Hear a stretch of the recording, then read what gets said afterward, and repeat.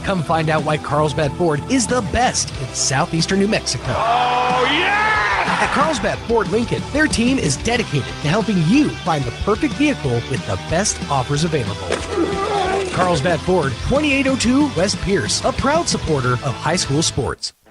Good afternoon, baseball fans. It's time for your in-between-the-ball-game baseball update during this doubleheader between your Artesia Bulldogs and the Carlsbad Cavemen.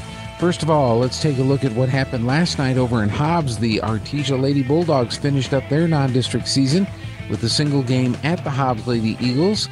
They pitched a lot of walks in the early innings. Hobbs took advantage and had a 5-0 lead, eventually making it a 6-0 lead before the Lady Bulldogs start to claw back.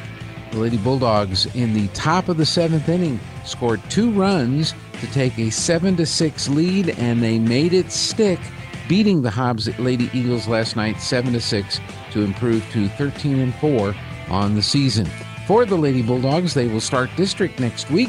On Tuesday, they will host the Goddard Lady Rockets, the single game. That'll be at 5 p.m. And then on Friday, it's a doubleheader with the Lovington Lady Wildcats at the MAC, and that'll be at 5 and 7 p.m. here in Artesia on Friday night. Now, the baseball team coming into the game today, the Artesia Bulldogs had an overall record of 8-7, second best amongst the teams in District 4-4A. The Goddard Rockets, 11-5, and they are ranked number 1 in the state of New Mexico in 4A, and they're taking on the Roswell Coyotes this afternoon. They couldn't get the game in last night because of rain. They'll be taking on the Coyotes at 1 o'clock this afternoon. Portales, they're 7-9 going into this weekend. Lovington, 7-10. And again, district baseball starts this week. Looking at the standings in 4A, as we said, Goddard is ranked number 1. Artesia comes in at number 5. By the way, Deming is 2, Academy 3, and Santa Teresa is 4. Other teams from our district, Portales, ranked number 13, and Lovington, a bubble team right now going into the district season, at number 16 in the rankings. The team the Bulldogs are playing today, the Carlsbad Cavemen, they are always tough in their district, which is District 4-5A. They have the, about the best record of all their district teams at 10-8. Clovis at 11-9. The Coyotes, again, they're playing Goddard today. They're at 9-9, and the Hobbs Eagles are at 8-10. And in the rankings of 5A, Carlsbad is the highest-ranked team out of that district at number 6. Cleveland is at number 1 in 5A baseball. Clovis at number 12, Hobbs at number 13, and Roswell is going to need to get some wins over the next 3 weeks if they want to get into the playoffs. They're ranked at number 19 today in that district with the Carlsbad Cavemen. Bulldogs get district started. This week it's Portales. Next week it's Lovington. And then the last week of April, it'll be the Goddard Rockets series. They'll play Portales here at Brainerd at 5 o'clock on Thursday, and then they'll head up to Portales for the district doubleheader, 5 and 7 on Friday night in Portales. That is your in-between-the-game report. We'll get the second half game started next here on KSVP and KSVPTV.com. Thanks for joining us. It's game on. Welcome to Artesia Bulldog Baseball on AM 990 and 93.7 FM KSVP and online at KSVPTV.com. AM 990. And the pitch by Ghana. Fuentes drills that one to center field. That ball's out of here. That's a 2-run bomb by Jet Fuentes. Bulldog Baseball on KSVP AM and FM and at KSVPTV.com is presented by Abo Empire, Artesia Animal Clinic, Artesia Credit Union, Artesia Ford Sales, Artesia Historical Museum, Artesia Plumbing and Heating, Big O Tires of Carlsbad, Bulldog Outfitters, Kane Electric Supply, City of Artesia Police Department, Feeds Incorporated, Devon Energy, Eddy County DWI, Edge Safety, Faith Baptist Church, First American Bank, Ben's Country Market, First Church of Artesia, Forest Tire of Artesia and Carlsbad, Guy Chevrolet, H&R Block, Hermosa Church of Christ, Hawker & Son, Incredible Printing, J.S. Ward Insurance, J&J Home Care, KC Light Towers, KFC of Artesia, Lois Oliver Real Estate, Mac Energy, Major Supply, Nels Floral, Permian Construction, Pressure Services, Reliable Tint, Remax Axiom, Smile Expression, Southeast New Mexico College, Tate Branch of Artesia, Turpinning and Sons Mortuary, Western Bank, Wilbanks LLC, Amigo Machinery, Artesia General Hospital, Bob Reed Pest Control, Central Valley Electric Cooperative, ENMU Portales, and ENMU Roswell, Moppin and Brown Dentistry, Pecos Valley Equipment, and Trustmark Roofing. Now, on to the action. Hungry for flavor? Since 1965, La Fonda in Artesia has been serving up some of the most inventive New Mexican dishes around. From rich, slow-cooked red and green chili to sizzling carne avocada, every bite is tradition with a twist. That chicken enchilada plate, so spicy, so comforting, just what I needed. Come visit us at 210 West Main in Artesia or call 575-746-9377. We're open Monday through Friday from 11 till 2 and 4:30 to 8. Closed on weekends. Treat yourself to something local. La Fonda, where flavor feels like home. The Artesia Historical Museum and Arts Center now has their very own website. Visit artesiamuseum.org to stay up to date on events and exhibits. Look through historical photos of Artesia, submit research requests, and more. For information, please call 575-748-7345. Stop by the Artesia Historical Museum and Arts Center at 505 West Richardson Avenue or online at artesiamuseum.org. Open Tuesday through Saturday from 9 to 4. This ad paid for by Artesia Lodgers Tax. There really is no one quite like you, and no one quite like the ones you love. At Turpinning and Son Mortuary, they take pride in providing families with the best service possible. The phrase, "we make it personal," is not just a tagline. It's the way they conduct themselves every day as they honor the ones you love in their own unique and special way. Located at 611 West Grand in Artesia. Visit artesiafunerals.com to learn more. Turpinning and Son Mortuary, proudly serving our community and your family since 1954. H&R Block of Artesia is proud to be a member of the community and a sponsor of Artesia Bulldog Sports. At H&R Block, tax time is all the time. They offer year-round assistance for personal or business needs. From simple tax questions to bookkeeping, payroll services, and more. You can trust the team at H&R Block to be there when you need them most. Stop by 502 West Texas Suite A in Artesia or call 746-3456 to schedule an appointment. H&R Block, proud to support Bulldog Sports. Se habla español. Enrollment is now open for 26-27 at Artesia Classical Academy. ACA provides a Christ-centered classical education designed to build wisdom, character, and leadership. With small class sizes, teachers truly know every student. Our 4-day school week gives families balance, while students excel in Latin, Spanish, American Sign Language, STEM, PE, art, and music. If you want your child challenged academically and grounded in faith, choose Artesia Classical Academy. Visit artesiaclassicalacademy.org or call 575-247-1378 today. Looking for quick, secure storage? Champion Storage has you covered. Our brand new facility features secure fencing and video cameras, plus your own gate code for access anytime. And the best part? You can pick your unit size, 5x10 up to 10x30. Finish the rental process online fast and have your gate code in minutes. Online forms, no waiting, just easy, secure storage. Head to championstorage.com today and move in instantly. Champion Storage has you covered. Attention sports fans! Come explore Carlsbad Ford's huge inventory. From sleek sedans to rugged trucks, Carlsbad Ford has a huge variety of vehicles to fit your lifestyle. The best cars, the best trucks. Come find out why Carlsbad Ford is the best in southeastern New Mexico. Oh, yeah! At Carlsbad Ford Lincoln, their team is dedicated to helping you find the perfect vehicle with the best offers available.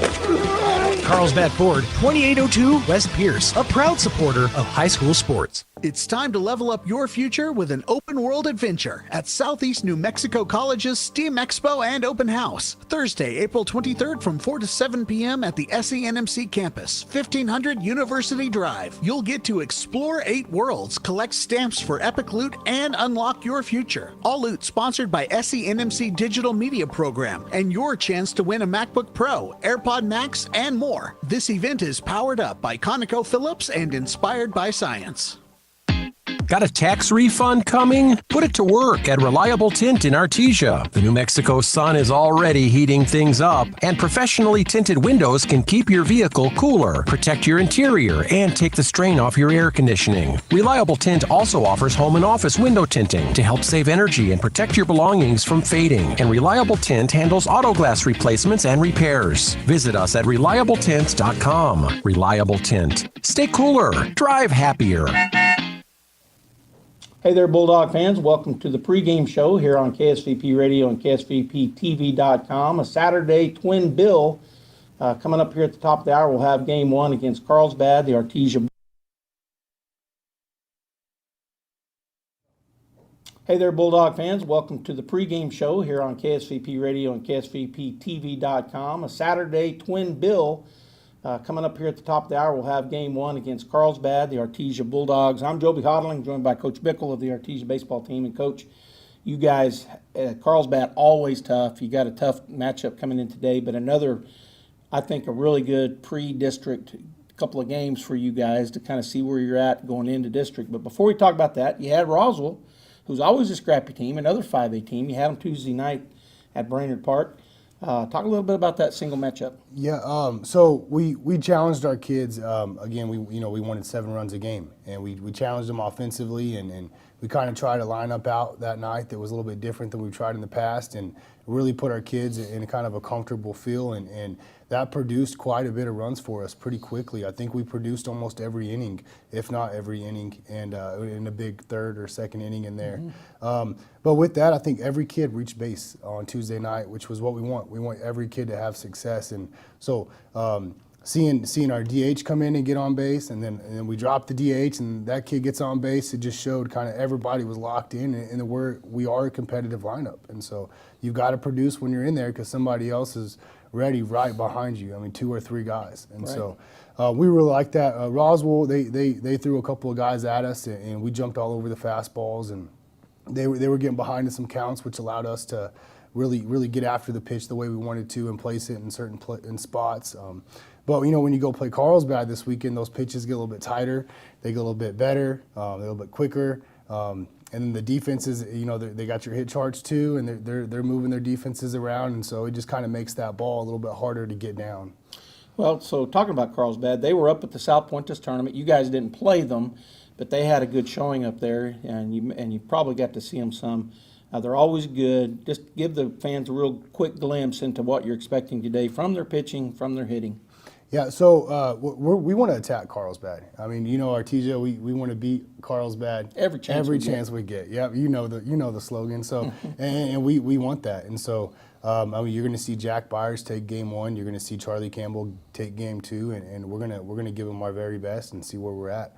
But we believe pressure makes us better. And so this is a pressured moment, and that's what we're preparing for. And so seeing what they throw, I think they have a couple of pretty solid arms in there. I think there's a younger guy that's throwing pretty good with some velocity. I think high 80s, low 90s is what I've heard.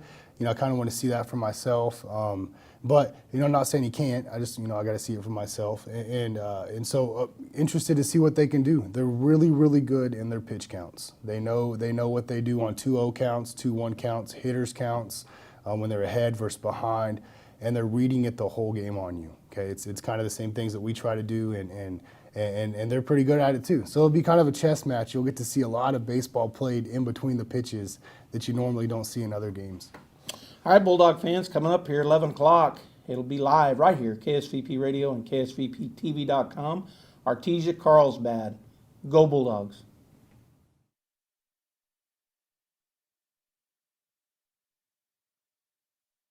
The latest pest management practices, offering effective treatment plans for each situation. Bob Reed Pest Control. Find them online at bobreedpestcontrol.com or call 575-623-5344. That's 575-623-5344. Serving all of Southeast New Mexico. Find them fast in names and numbers.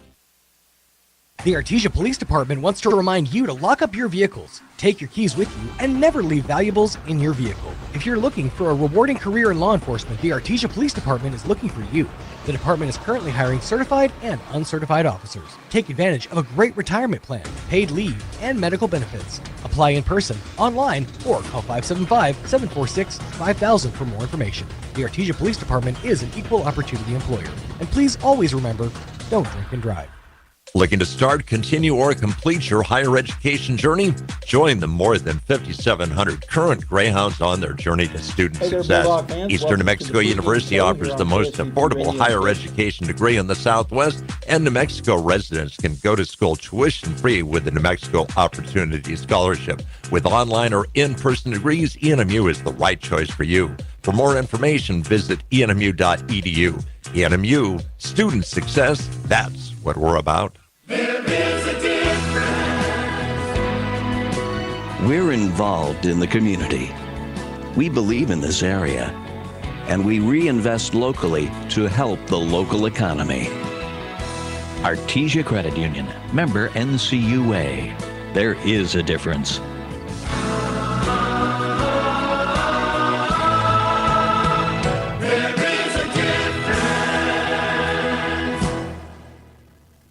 Whether you're buying your first home, selling, adding to your investment portfolio, or finally getting that shop with acreage for your forever home, Century 21 Black Gold is by your side from start to finish. Century 21 Black Gold is the premier full-service real estate brokerage in Artesia, striving to treat each client, property, and transaction with care, knowledge, and professionalism. Your home is our priority. Century 21 Black Gold Brokerage. We don't just sell houses. We hand you the keys to your next chapter. Give us a call today, 575-736-0021. Did you know Artesia Ford now offers mobile service? That's right, we come to you. From fluid and air filter changes, battery and wiper replacements, low tires to diagnostic scans and software updates, Artesia Ford's mobile service makes light maintenance easy and convenient. Call Stephen Chavarria, your mobile service manager today, 575-746-3578 to schedule your visit. Limited services and distances apply, so don't wait. Get service on the go with Artesia Ford. All right, welcome here back to KSVP Radio and KSVPTV.com. The first pitch has been thrown, strike one from Dalen Pacheco, the guy on the mound for the Bulldogs. His catcher, Brent Usherwood, at the plate is Eloy Lopez. Squares around the bunt. I don't think he pulled that back. He didn't call it a strike, but it's kind of he was trying to get out of the way of the pitch. So I saw the umpire tell the dugout. He jumped like this. He called it, so he said it was a ball. All right, so 1-1 the count. And the pitch. A little bit high. Ball two. So we have Campbell, Whitmire, and Warren left to right. Infielders Byers, Fuentes, Carrasco at second, and Morales at first. So a little change with our new pitcher this game. Different lineup than last. Here's the pitch. Foul tipped it. Boy, he didn't mean to do that, but he did. Good check pitch swing by Dalen. Yeah, check swing. Dalen did get the win Tuesday against Roswell High. He was the starting pitcher, Joby. Okay.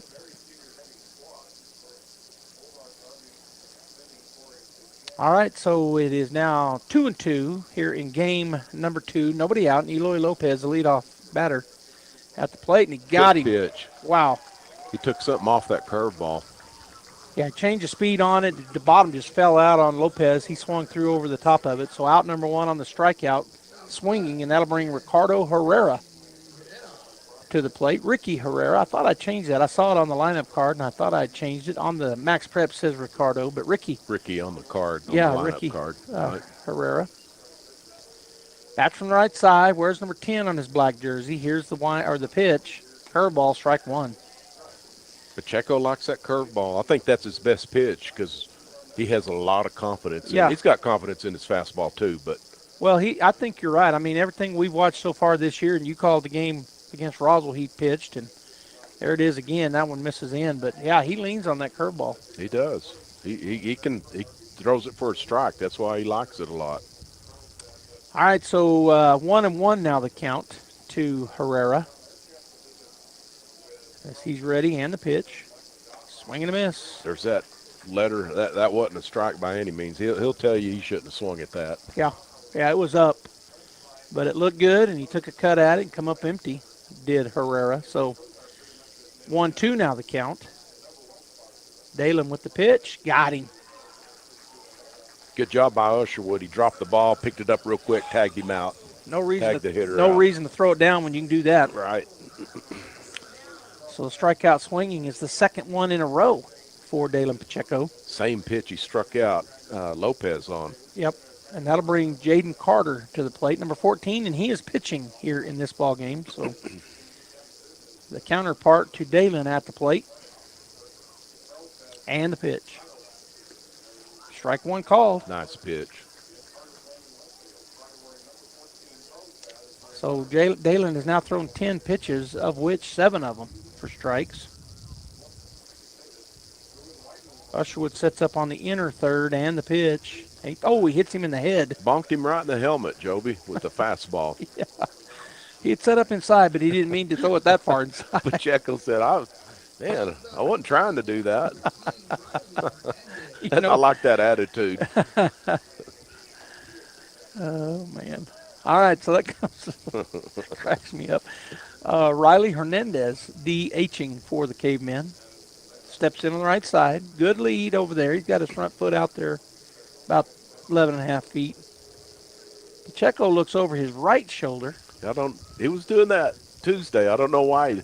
That doesn't give you an advantage anyway because if think about it, if you throw over to first base, you've got to move your chin back to your left shoulder. I mean, while you're spinning to your left. First pitch was a strike. Fastball misses away. The next time I talk to Dalen, and maybe somebody told him to do that. I don't know. I'm going to ask him why he does that. What his thought process is. Right, yes. And if he says, I don't know why, I might give him a coaching pointer on that. But just. Strike two called. Just doing a little armchair quarterbacking, Joby, anyway. But. Well, you've been around the game for a minute. I've never seen a right-handed pitcher look over his right shoulder at the batter on the runner on first base, and he did it again just there. Yeah. All right, here's the pitch. Got him. Hit and run. That's a hit and run. Got in on him though. But there's 2 outs, so lazy. Throw some fly balls, huh, Joby? Yeah, he got him choked down on it, and he popped flies out to Jet Whitmire in center field for out number 3. So 1, 2, 3. They didn't. Hit by pitch. Yeah, there was a hit by pitch. Had one runner left on base. Kid got bonked in the helmet. Right. All right, we're going to take a break. It's 0-0 as we go into the bottom half, the home half, the first inning. Hello, I'm Josh Howard. I'm one of the student pastors here at Faith Baptist. I'm Nate, the other student pastor here at Faith. And we would love to invite you to join us on the porch every Wednesday at 6:15. That's for students 6th to 12th grade. The doors open at 5:45. We would love for you to invite your friends and to join us up there on the porch. Yeah, we get to come and hang out together. We play some games, have some snacks, worship, and dive into God's Word as well. We'd love to see you, and go Dogs.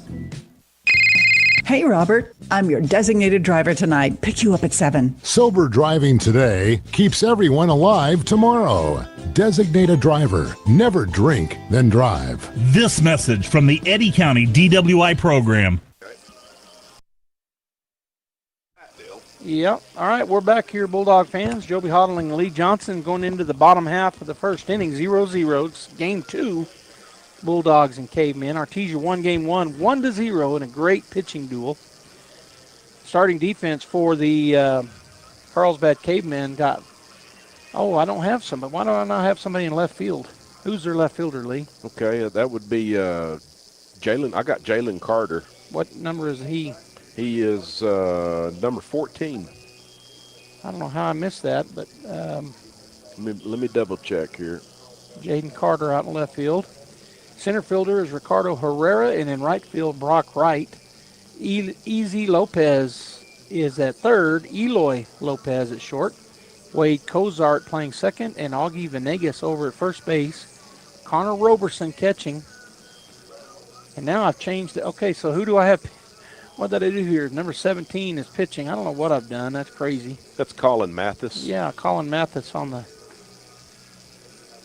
hill for the Carlsbad Cavemen. So both teams next week, Joby, start their district play. Carlsbad happens to start on Tuesday.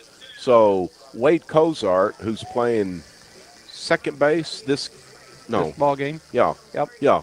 He's their number one guy, so Coach McGaha didn't want to throw him today since they start district on Tuesday. Yeah, they play double headers, so and then the Bulldogs don't start till next Thursday, so he can pretty much pitch whoever he wants to today. Right. Can the Bulldogs? Right. That pitch was down to Jet Fuentes, the leadoff batter for the Bulldogs, so ball 1-0 the count. Next pitch is down and away for ball 2. Warren on deck and Byers in the hole. Yeah, if they're playing double headers, then the 5A class, or D4 5A, District 4 5A does it different than District 4 4A. I like the three game deal. I do too. There's a leadoff. Good base hit by Jet right there in that 5-6 hole. Yeah, hits CNI single, and that's a leadoff hit. So the Bulldogs have a runner on base with nobody out, which brings Derek Warren to the plate. Derek playing out in right field here in game 2. On deck is our third baseman, number 12, Jack Byers, and in the hole, the pitcher, number 9, Dalen Pacheco. Little token toss to first by Mathis. We'll see if the Bulldogs put something on right here. Jet stretches it out. He's got his lead out there, 12.5, 13 feet, and that pitcher's doing it. I don't know why. Yeah, I don't know. I'm not making fun of anybody. If that's what they're doing, that's what they're doing. But no, but I mean, it's just funny that he's doing it too. He's looking over his right shoulder. So Mathis, the pitcher. Maybe there's some pro guys doing that. I have no idea. He does it 3 times. Yeah. Down and away, ball 1. So 1-1 now to Derek Warren. Yeah, he's looking over his right shoulder. He did it he took a peek 3 times that time. To me, as a base runner, if he's doing that, if he's looking over his right shoulder and he moves his chin to his left shoulder, he's going. Really good bunt by Warren. Warren's going to try to get there in time. Can't, but he does the sacrifice bunt. He gave himself up, and that's what he's supposed to do. That's what Bulldogs trying to get on the board first with that runner in scoring position. Good job by Derek Warren on that sacrifice. Did exactly what he needed to do, as you said. So that puts that runner in scoring position and brings Jack Byers to the plate. Jet out there at first as he got that leadoff. He did exactly what he was supposed to do. Got the leadoff single. Then he moves to second on a perfect bunt by Derek Warren. Put it down the first baseline. And that'll bring Jack to the plate. So he'll step in to face Mathis for the first time today. Roberson on the outside edge. Here's the pitch. Down and away, ball 1. Boy, I'd sure like Jet to get a little bit bigger lead at second. The shortstop's not holding him on because he's playing Jack way in the 6 hole to pull. The second baseman has to hold him on. Outfielder's super deep for the Cavemen. That ball outside. Good job by Roberson to knock that ball down, or Jet would have been at third. That's ball 2 to Jack. Yeah, they're playing really deep, and the wind is still coming in, isn't it? Yeah, blowing across from the south to the north. Yeah, southeast. They're so deep. But Jack has good power. All right, Mathis comes set. He'll look back at second. Out of the plate. There's that high fly ball, deep but not deep enough. Well, he's still going back. And Jet's going to tag up on that deep fly, and he's going to be safe. You saw what the wind did to that. He got all of that baseball, Joby. Yep. It really held it up for the left fielder, Jalen Carter.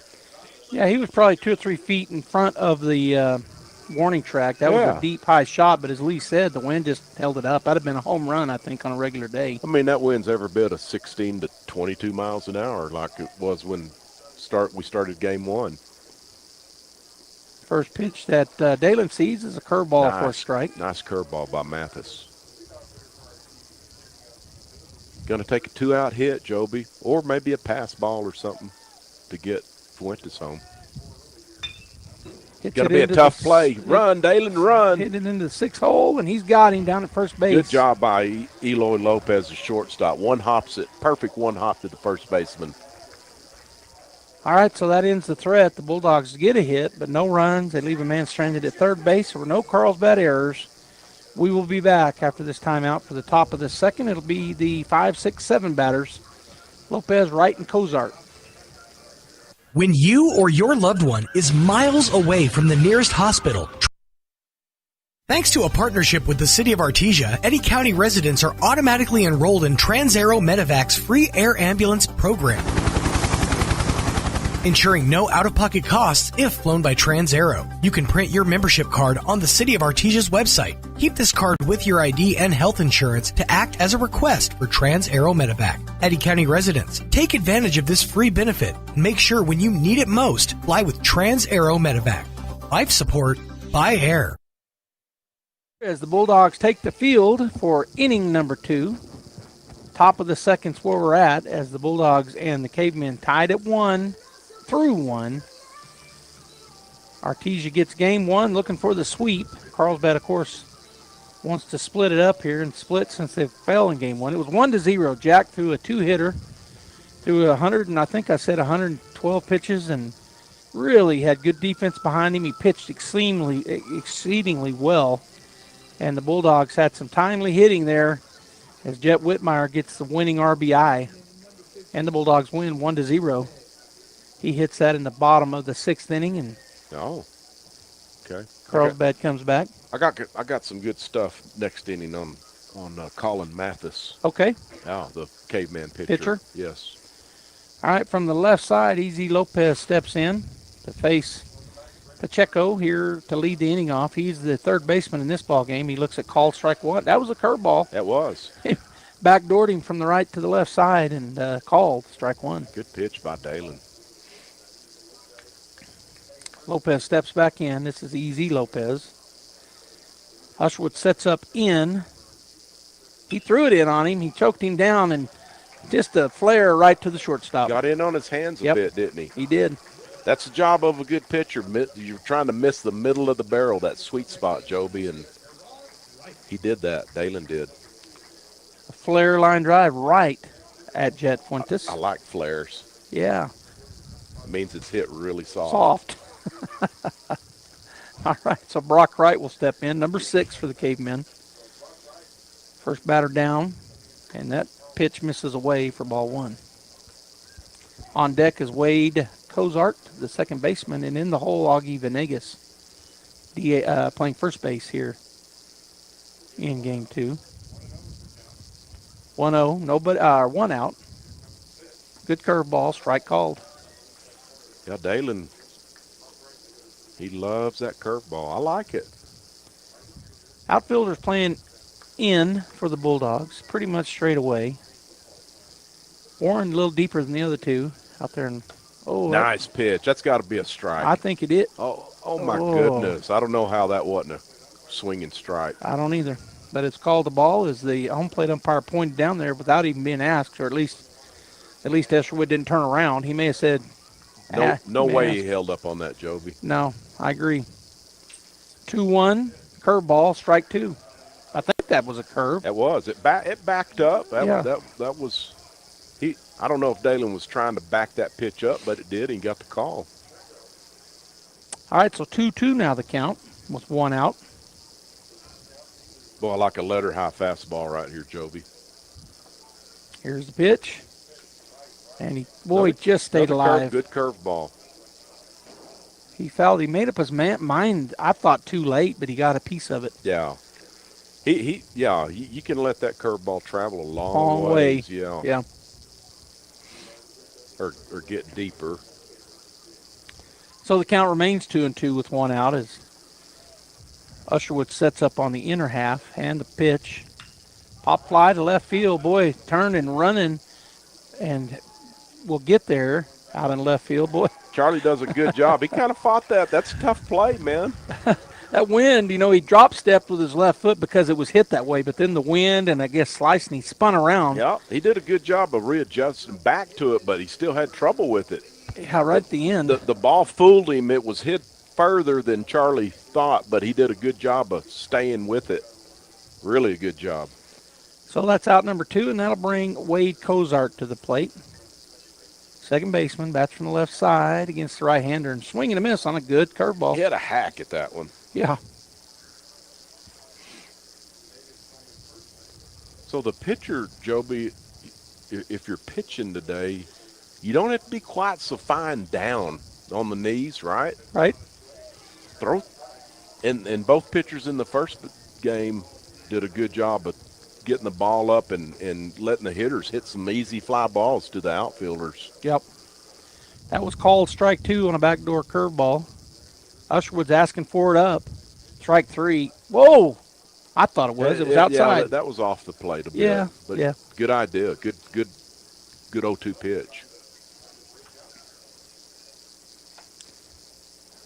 All right, here's the 1-2 curveball. Got in on him, and he fouls it down the right Yeah, side. he can't do anything but pull it foul.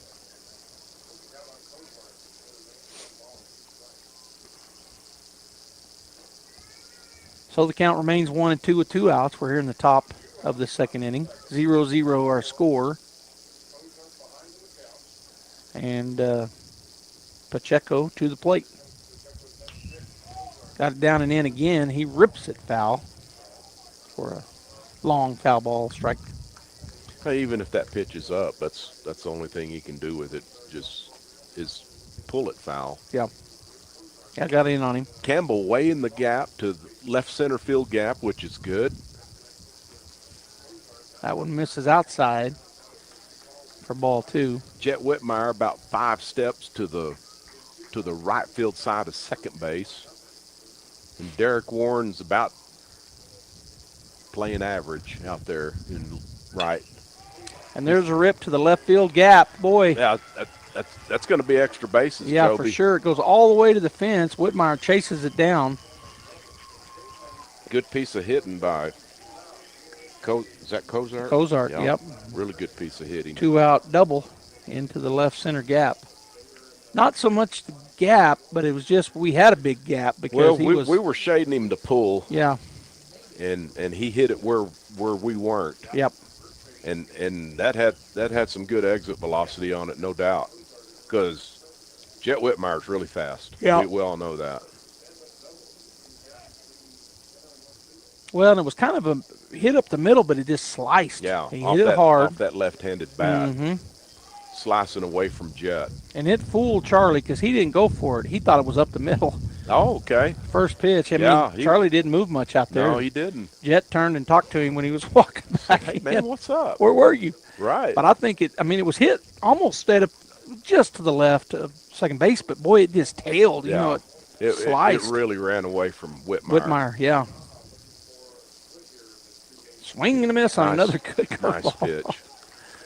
Man, the thing just comes in there floating and then just drops. Dalen, so 0-2, Dalen's way ahead. He don't want to give he don't want to miss in the middle of the plate right here. Right. He don't want this pitch to be anywhere near the middle of the plate. That's a strike. Oh, I thought he did call him a strike 3. He just didn't raise his hand. Oh, he didn't? Yeah, I thought it was a strikeout looking, and it was. Nice pitch by Dalen. All right, so Carlsbad gets that hit, that double, but he stays at second base. No runs, no errors, and 1 runner left on. Bottom of the second coming at you with Whitmire, Usherwood, and Carrasco leading the way for the Bulldogs. When you need tough, reliable. Thanks to a partnership with the City of Artesia, Eddy County residents are automatically enrolled.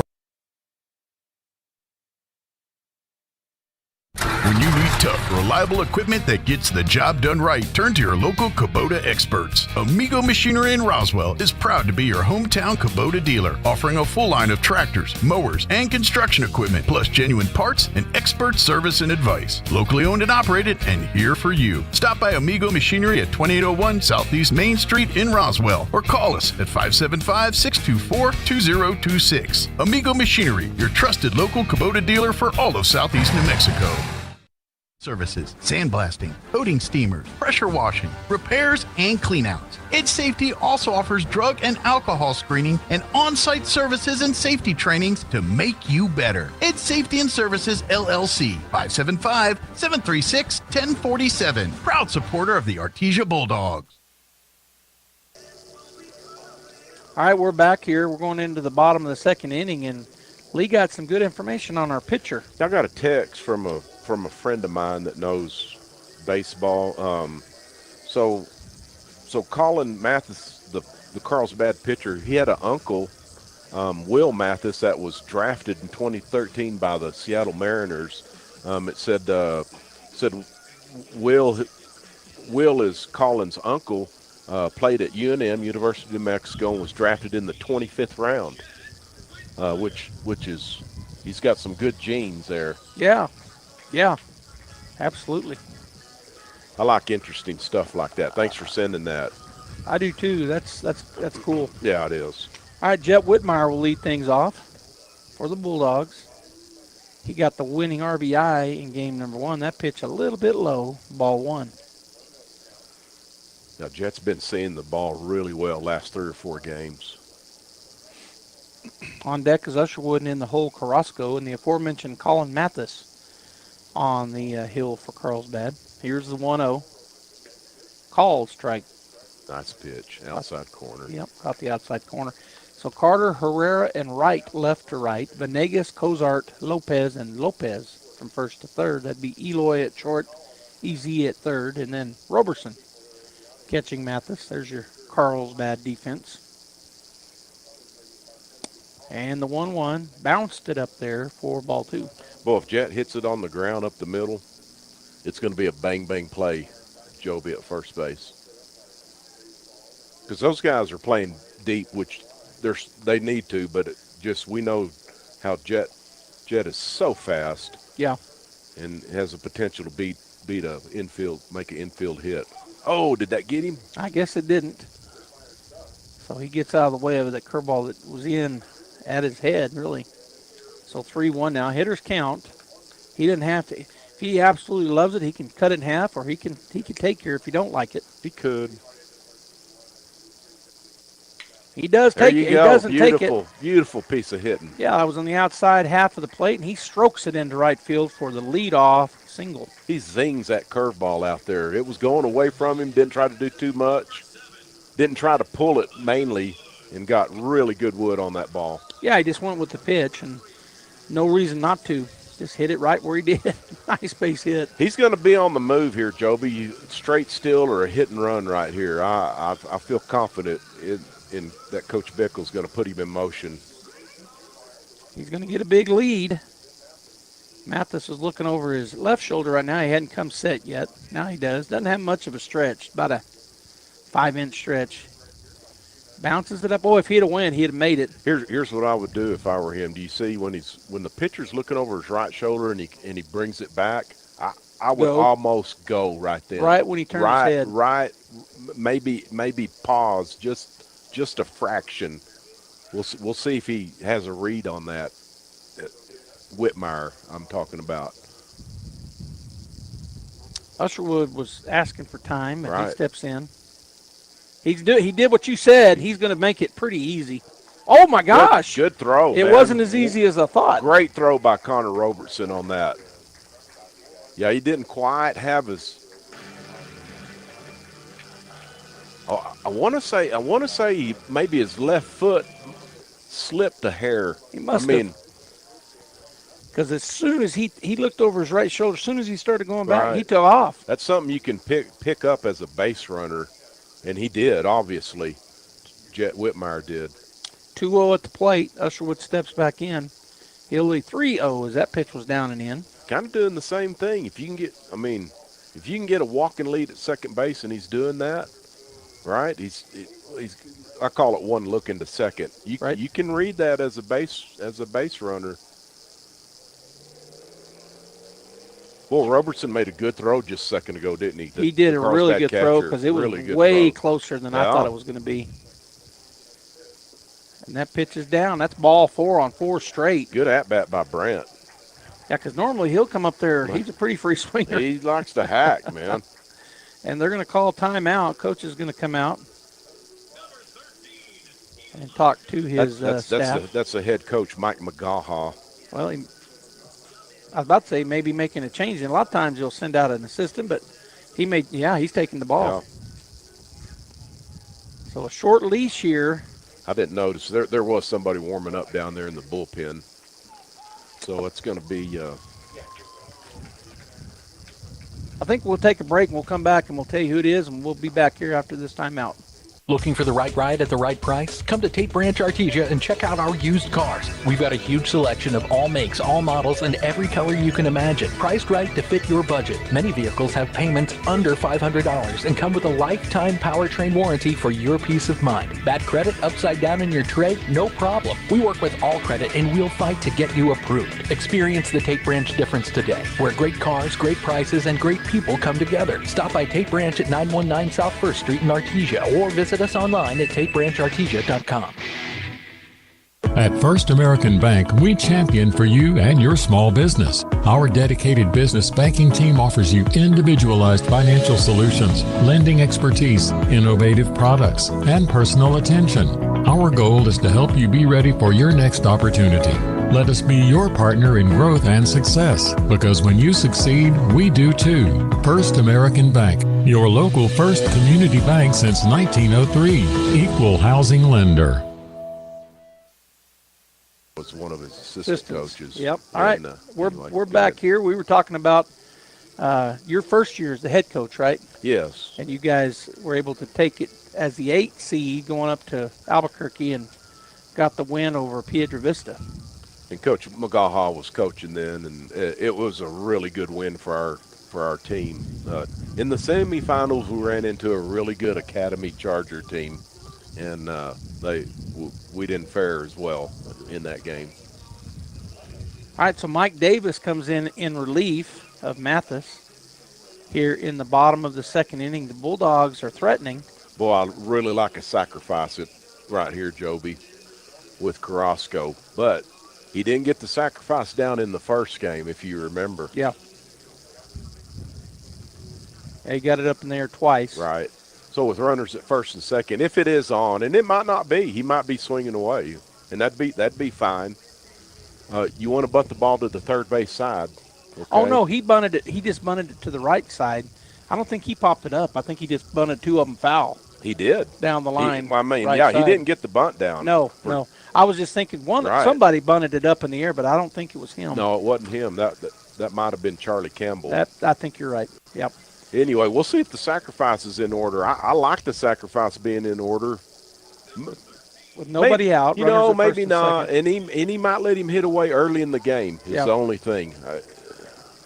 Well, we have a courtesy runner for the catcher. That's Destin Pacheco. So lots of speed here with Whitmire at second, Pacheco at first. Yeah, as a base runner, you want to we'll see if he's way up in the box. I'm saying he's sacrificing, okay? Yeah. His front foot's almost on the white line in the front of the batter's box. Elijah batting. Got to make sure okay. See, they had the wheel play. That's called the wheel play, Joby, where everybody's rotating to third base, the shortstop. Second baseman covers second. Shortstop is running to third. Third baseman is charging hard. Okay. And the first baseman actually charged. He can. He doesn't have any responsibility. Well, no, he's got to stay over there. He's got to cover first. Well, that's what I'm saying. I saw them both coming, and I was like, "Whoa!" Yeah, the first baseman's got to be it's got to stay there if they've got the wheel play on. Now, they might not run that play every time. Right. Sometimes the third baseman will hold right there, and the pitcher's got the third base line, if that makes sense. Right. After he throws a strike. Well, that was fouled off for strike one. I'm saying he's sacrificed. Nope.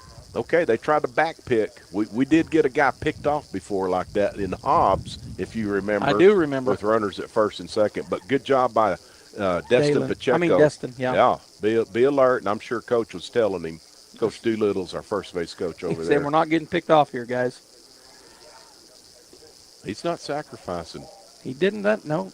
Yeah. Well, I like Jet Whitmire to get a bigger lead. I know he's fast, but to have every inch of real estate that you can and still safely get back to second on a pick, to me, he's doesn't have a big enough lead. But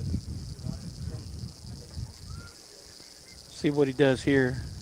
The shortstop's holding him on over there, so he's being cautious. Just not a very big lead. Okay, they try to pick. Okay, that's a call play out of the dugout right there.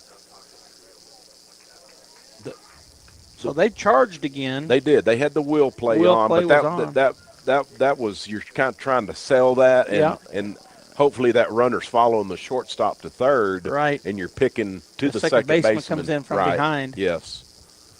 So they've run the two plays. We'll see.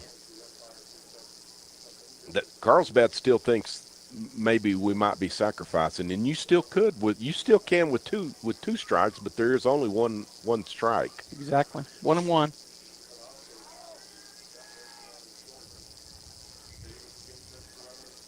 And the pitch. He's off and running. That's a good play right there. Run. As he got there, and that's only one out, so that basically worked. It did. It went. I mean, you get the good play by Eloy Lopez. Right. That guy's got a little savvy to him. He's played a lot of baseball, I can tell. Right.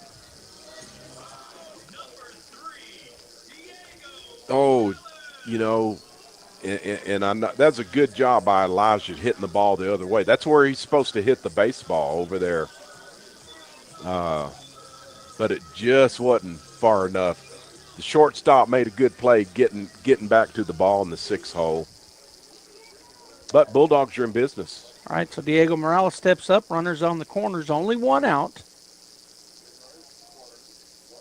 And the pitch, high, ball 1. Pretty good fastball there from Davis, but up and in. So 1-0 the count. We might see this. We might see something here. Might see a safety squeeze right here. Yeah, because Diego definitely got a sign. He looked at his card. We could hit and run again, maybe two. We'll see. He's going. He's off and running. He's going to throw it to first base. Boy, he's got the base stolen. Yeah, that was the wrong play there by the pitcher. Oh, that's a balk. He called a balk. Bulldogs got a run on that. Yeah. So I know Coach McGaha, he's going to go argue this. So we steal second. I don't know how it's a balk. He did pick to first base, Joby. Yeah. I saw the umpire showing him a raised leg and what he saw. He didn't raise his leg. He just picked to first. See what he does here. See, he keeps raising his leg. Yeah, he wants to show him what he did. So he's going to go out and talk to his pitcher. Yeah. Oh, he's telling again what he did. Oh. So he's telling Coach Bickle now. I would like to know what they said. We don't have a mic down there or anything, so I would like to know why the umpire called it a balk. Yeah. All right, so Carrasco steals, and coming on the balk is, oh no, he got to go back to second. So I got to do that different. All right, so Carrasco down at second. Bulldogs now lead 1-0, and there's strike called on Diego. All right, so I'm going to undo that. Balk. So the runner was off on he was running. Yeah. Strike two. Good curveball. Got the outside edge. Diego thought that was up a little bit too, probably. Yeah. He asked, he said, where was it? 1-2 the count. Diego said, I read that a little up. Yeah. Caveman Roberson really setting up outside. That's where he threw it, but he didn't chase. That's ball 2. 2-2 now the count to Diego. So the Bulldogs get a run across, leading 1-0 here in the bottom of the second inning with only one out and a runner in scoring position in second. Off that balk, huh? Yeah. The pitch. Good. He's got a good curveball. And a good job by Morales laying off of it. Roberson wanted that, the catcher, the caveman catcher. He said, where did that miss, Mr. Umpire? I thought it was too low. Right. I think that's what he told him. I'm sure he did. Full count. He was trying to sell it anyway. Sure. A good catcher, he could have some influence on the home plate umpire. Full count. And the pitch. And he that fouls was a it good back. curveball to hit. And he fouled it straight back. Did Diego. On deck is Charlie Campbell, our left fielder. Then we're back to the top of the order. Jet Fuentes in the hole. Only one out. We're in the bottom of the second. The Bulldogs now lead 1-0. Got their 1-0 win in game one. It came in the 6th inning on a Whitmire RBI. Ground ball to the right side, or to the left side, and Lopez will throw it over to first and get that out for out number 2. But moving over, I thought he might go to third base. I thought we were in trouble. So usually I would be fussing at him on that, right? Yeah. The base runner. Yeah. But he had a good enough lead, and as soon he did not hesitate. Yeah, he went. Right? Right. He went. I mean, it would have been a bang-bang play. But you can't take that chance as a shortstop on that. Yeah. He knew he got out in front of him. All right, so at the plate, Charlie Campbell. He'll look at ball one. He gets through the mid, and we're going to get maybe. Going to be gonna have to close. hurry. Oh, and the ball was there, but it goes out of the glove. And so coming in to score was Elijah Carrasco. The Bulldogs now lead 2-0 on the pass ball. Heads up play by Elijah. Really nice base running. Even if he would have been out, I'm saying that's the play. You got to take a chance as a runner. Yeah, we're early in the game, and now we go up 2-0.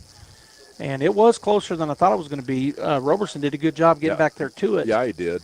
But he let it go through his glove, so that's a pass ball. Charlie steps back up. 1-0 the count.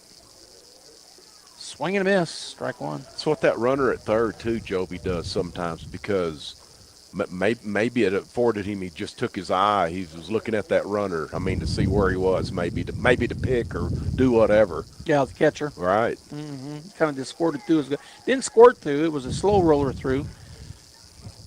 Charlie fouls that one back and to the right out of play for strike 2.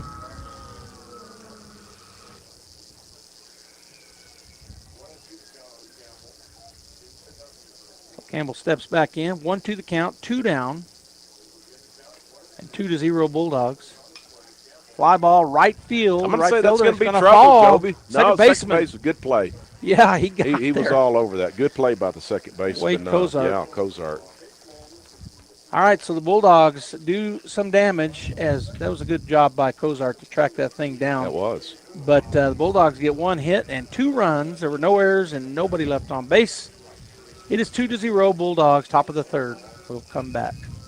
Looking for power, performance, and a whole lot of game day style? Come to Major Supply, your one-stop shop for industrial goods and outdoor gear. With the brands you trust, Milwaukee, Rigid, and much more. Built for the job site and tough enough for any task. And when the work's done, gear up for game day with team apparel, sunglasses, and all the sporting equipment you need to play hard and cheer harder. Tools, threads, and everything in between. Stop by today at 1808 South 1st in Artesia, or check them out online at MajorSupplyLLC.com.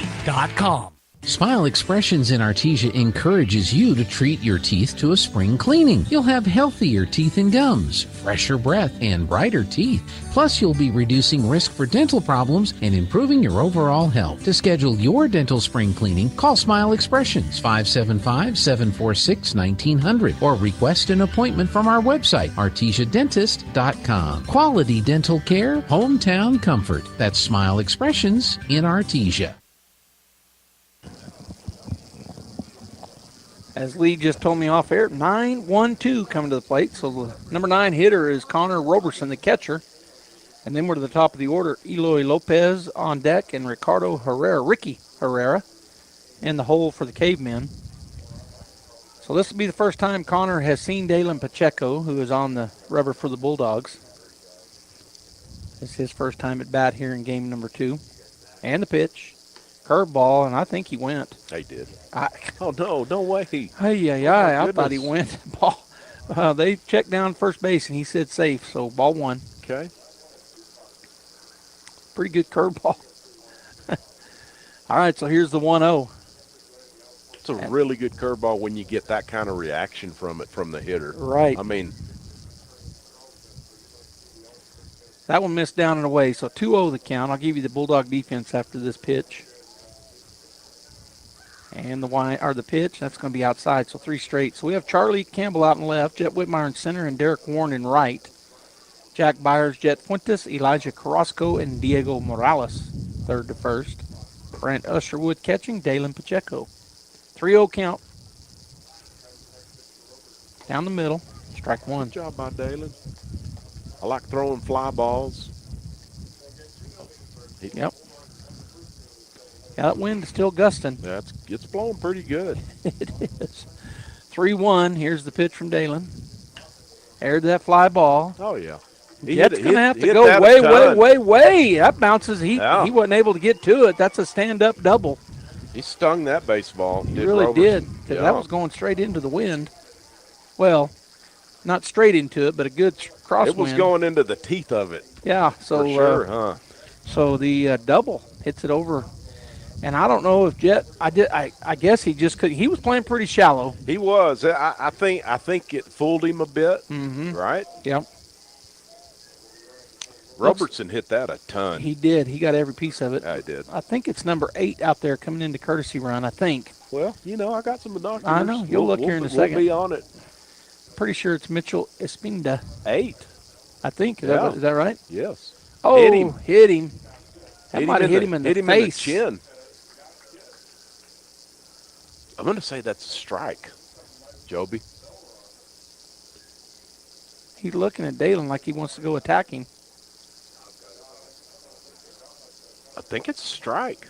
Well, he's sending him down. He definitely swung. He put his bat out there. I think Coach Bickle could go say, hey, or at least ask. It doesn't hurt to ask. Man, didn't he bunt at it? Wasn't that a strike? I thought it was, yeah. I agree. You're right. He could go ask. Whoa, a tooth fell out? Something fell out. I think a tooth fell out of his mouth.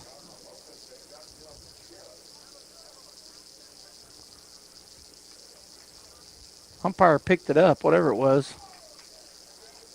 He's going to go over to the... Yeah, he's going to rinse his mouth out with some water, I think.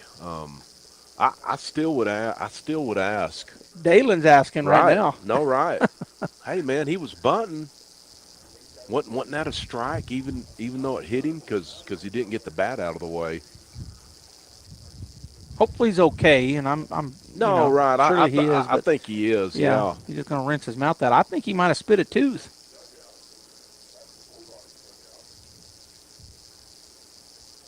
Coach started to reach up and touch him, and he really fell back and like something fell out of his mouth. Yeah. Maybe it was just blood, but the umpire leaned over and picked it up, whatever it was, or he acted like he was picking something up. Interesting play, nonetheless. I mean, we're having a break here as they're checking Eloy out over there, and Coach Caton may be down there too, and looking at his mouth, and I don't know that. I don't think you can be bleeding out of your mouth and be in the game. Yeah. I don't know exactly how it reads in the rules or whatever. Right. Well, you can't have blood anywhere on you. No, right. And so on you could be coming out of the mouth. Correct. So if they can't get that stopped, then Brent Usherwood is kicking back. Yeah. I saw that. That's I don't know why I hadn't seen it yet, but it made me giggle because he's leaning back there at home plate. All right, so they're still working on Lopez over there. We can't see him, but he went over to the end of the Bulldog dugout, and I got to think maybe Coach Caton's in there, our trainer, and maybe he's working on him over there. Right, he's coming back out. I think he's going to – I mean, I'm glad he's okay. I'm too. glad that wasn't a fastball. How's that? I mean, yeah. And there's no intention of that by any means, because you don't want runners on first and second with no outs. Exactly. After you score 2 runs in your previous half of the inning there. Exactly.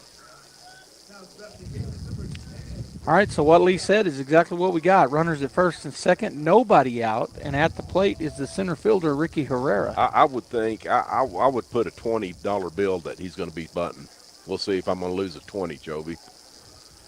Usherwood sets up on the outer third, and he is going to put his bat out there. And it misses away on the fastball, so ball 1. I just think Coach McGaha is going to want to make us feel the baseball and throw it and get an out. Yeah. I mean, And with that said, you want to get an out on a bunt. As a defense, you got to get an out somewhere. They're going to give you an out. If they want you to get an out, then give you an out. Then get the out. Yeah, get the out. Yep. He does swing around to bunt. Oh, nice pitch. We got him picked off. And he is out at third. Good throw by Brent. Back picking at second base, Joby. Bad base running by Eloy. That's not Eloy. That's I think it's Roberson. Maybe it is. Well, it's a courtesy runner. Not a good job of base running. I can assure you, Coach McGaha said something to him on the way by. What the heck's going on? You can't get picked off, among other words. So that was a 2-6-5. Yeah. On the pickoff. Works out for the Bulldogs. He's still going to try to bunt him over. Boy, he was way off down there first. I thought he was going to get him out down there. Good read by Brand at second base to throw it. Yeah. All right, so one down, runner at first. The count 2-1 to the batter. I don't have that, but that's what they got up on the board. Huh. Gonna swear to bunt again. I don't know why I don't have it, but there's a strike called. Well, that was a strike. He said strike. Is that 2-2? You think? It must be. I mean, I sorry, didn't. No, I think mine was right, but maybe not. All right, so 2-2 is what the big board has, so that's what I'm gonna change mine to. Got a big lead at first. Does not go. It's a pop fly infield. Carrasco says, "I've got it," and he does for out number 2. So the Bulldogs working hard here. Good pitch. Pops him up in the infield. And so after the pickoff, Carlsbad had everything going their way with runners at first, second, nobody out, but now there's 2 outs. How things just went sideways for the Cavemen. Yeah. You can't. So that runner at second base that got picked off, Joby, you got to see. You cannot overlead. You've got to see the bunt down on the ground before you get that far out. Right. You can't. He was way off. Obviously, yeah. Good pitch. Oh, just a little high. That was a little bit high for ball one. 1-0. At the plate is Jaden Carter, number 14. He's the left fielder. Cute balled that ball. Man, that was a strange look to me. Another curveball. Yeah. Foul ball strike.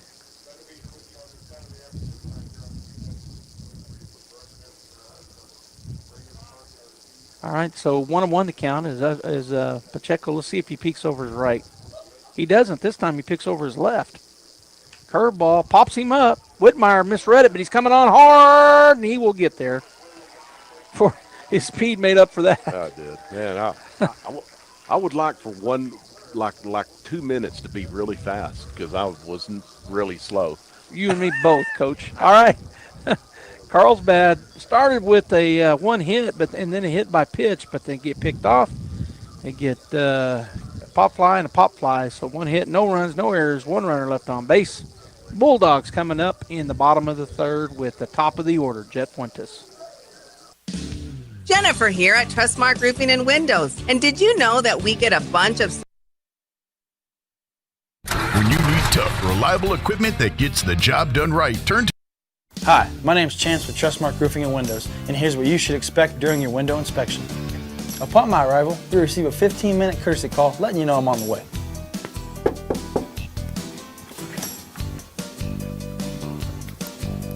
Once I'm in your home, I'm going to be checking for moisture indication, functionality, and any kind of energy efficiency improvements to the inside and outside of your home.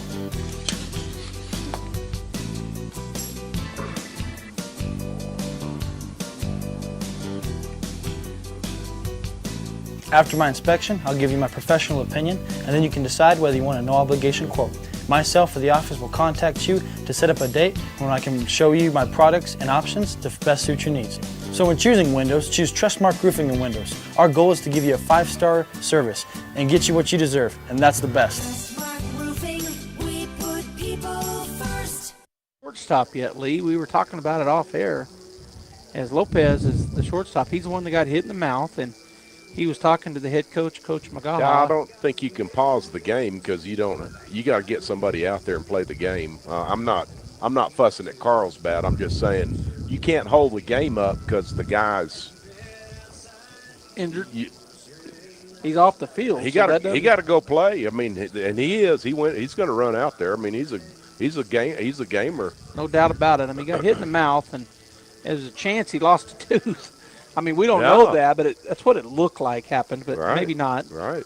But nonetheless, he's out there. He's got his head down, but I know that didn't. The baseball's plenty hard, and when you get hit in the mouth. I mean, I've been when I was playing.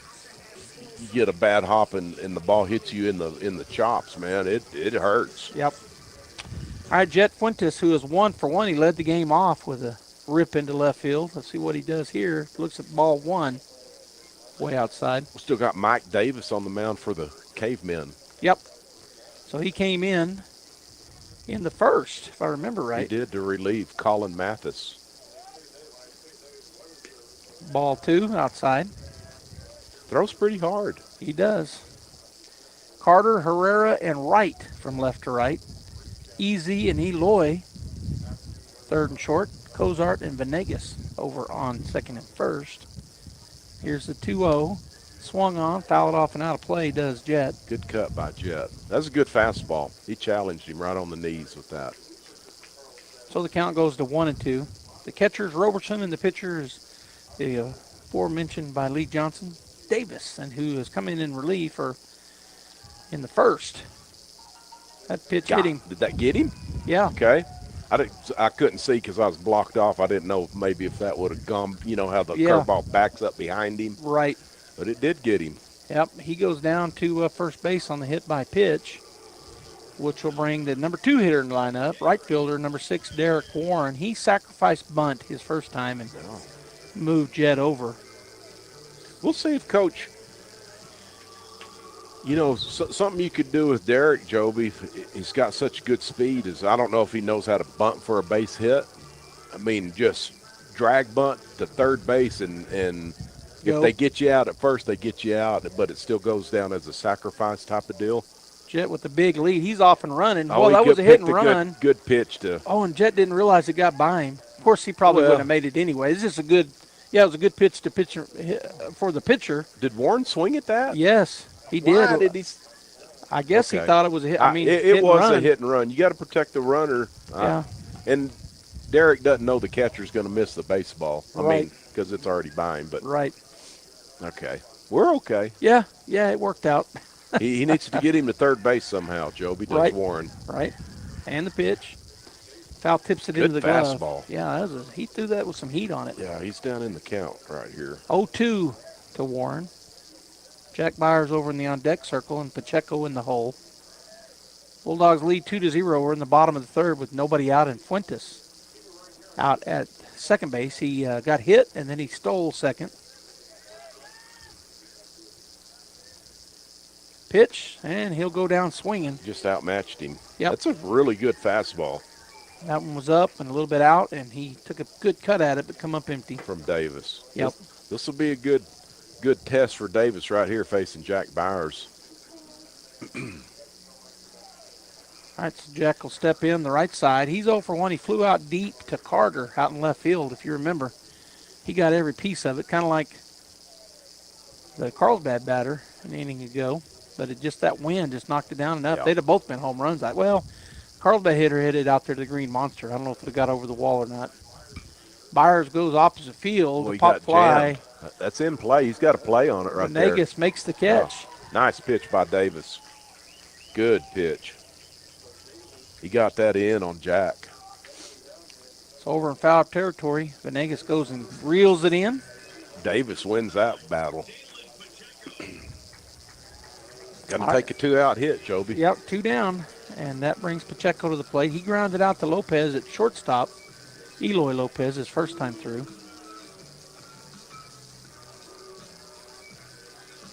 So 2-out base hit here. Could very easily score the run from second. Depends on where the hit's at, I suppose, but Jet's got some wheels. Here's the pitch. Curveball for a ball low. On deck is Jet Whitmire, and in the hole, Brant Usherwood for Artesia. I still like Jet to get a bigger lead. Down at second.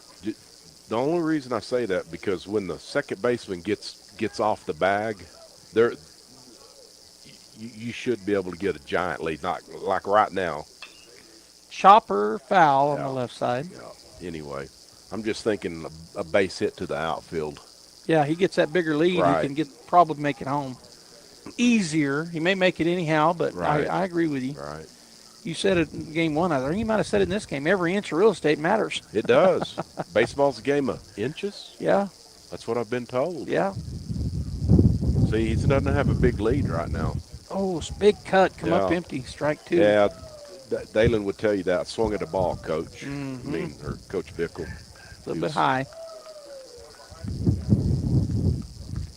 Dalen likes going to right field. The right fielder playing pretty deep. He does. He's got a huge gap over there. Yeah. Right.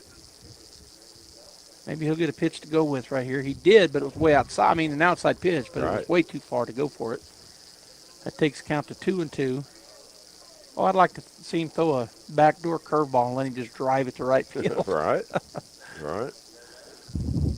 He says no to the first pitch, holding the ball in his right hand. Now he comes set. He'll take a peek. He's going to pull it to the left side.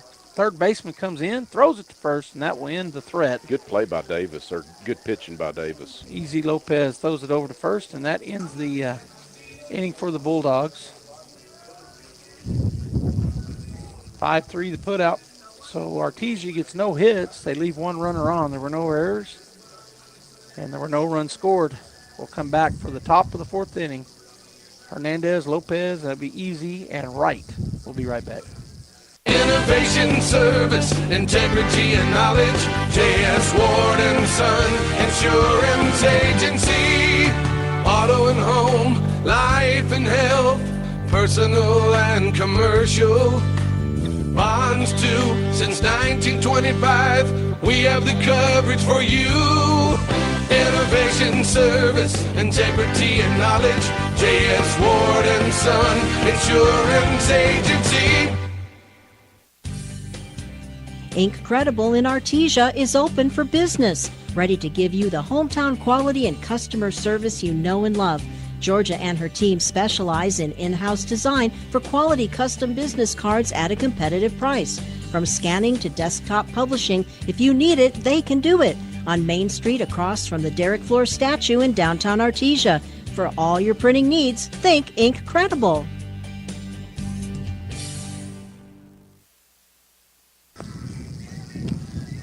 2-0. That's where we're at as we go into the top of the fourth inning. Artesia with that 2-run lead. There's been 4 total hits in this ballgame, Lee, 2 by each team, so another pitcher's duel, even though the Bulldogs do have 2 runs early. And even though the Cavemen are on their second pitcher. I mean, coming out of the bullpen. Right.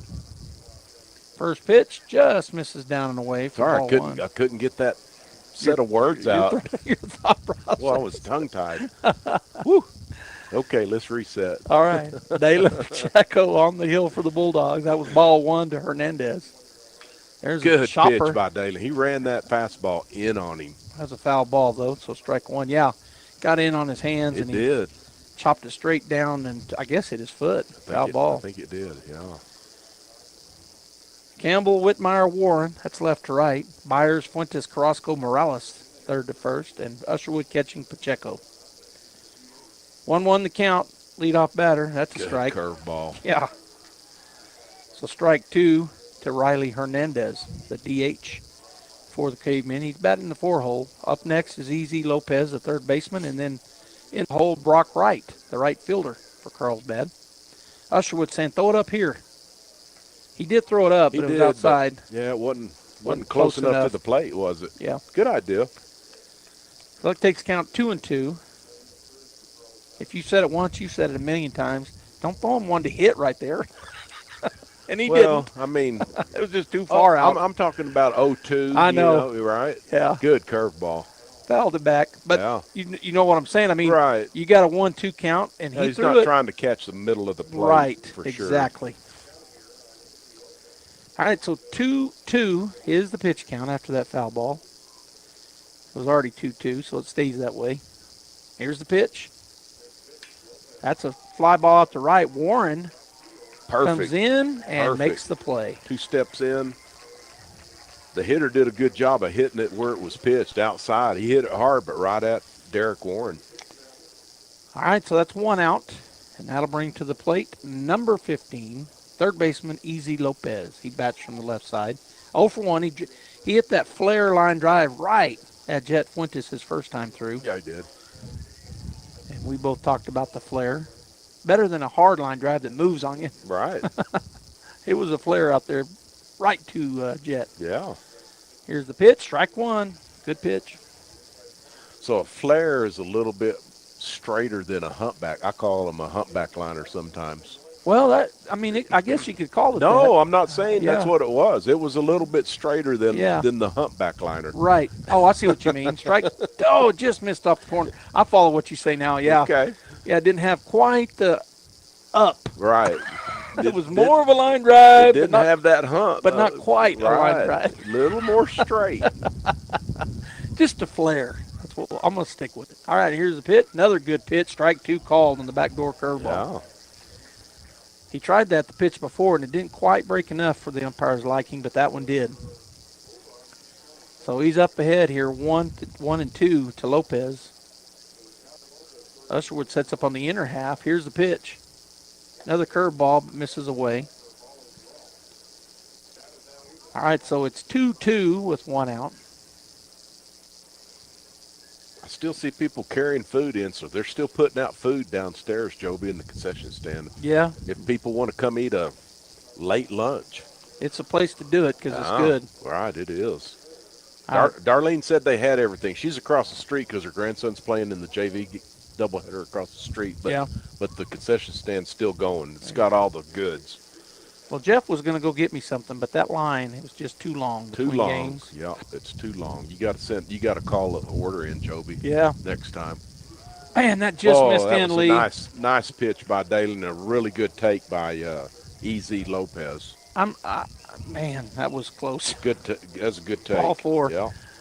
So Lopez trots down to first, and that'll bring number 6, the right fielder, Brock Wright, to the plate. He's 0 for 1. He flew out deep to Campbell. That's the one that Campbell got spun around on. Turned him around, didn't it? It was a deep shot into that wind. Dalen's looking to roll it. Oh, he has got a huge lead at first base. Double play ground ball right here. Dalen looking over his right shoulder again. I don't like that. There's a pop fly deep again. Campbell. That may be out of here, Joe. That's got a chance to be out of here. That's a home run into the wind. The ball hit off the top of the fence, Joby. I saw it bounce. Yeah, I did too. Yeah, he hit it hard again. One swing ties it up. And into the wind, a home run over the left field fence, or as you said, bounced off the top and went over. He hit that a ton. Yep. And high. I don't know. I'm gonna say the launch angle on that. So most of the home runs in the major leagues that they keep track of, the launch angles are from 25 to 30 degrees. But they can still, if it's more than 30 degrees, like that one was really high, saying like 37 or 40 degrees, somewhere in there. And it got out of here, man. Even into that wind. Yeah, he hit it a ton. Next batter looks at called strike 1. It's Wade Cozart at the plate. He's 1 for 1. He had a double his first time through. That was the ball that got out there and just tailed on the center fielder. Yeah. Away from Whitmire. I almost called him his dad's name. That's Jet, not Josh. Ball 1. 1-1 now the count as he bounced that one up there. Yeah, Jet's dad, Josh, has been sending me some good stuff, Joby, that I've been giving us some good stuff. Yeah, to share with the audience. You betcha. 1-1. Backdoored him, but no call. That's outside. Ball 2.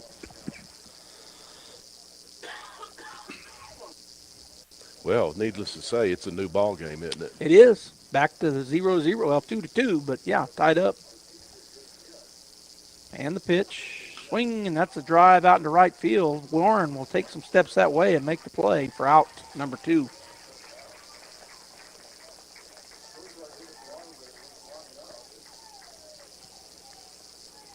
So that'll bring first baseman number 18, Augie Venegas, to the plate with 2 down.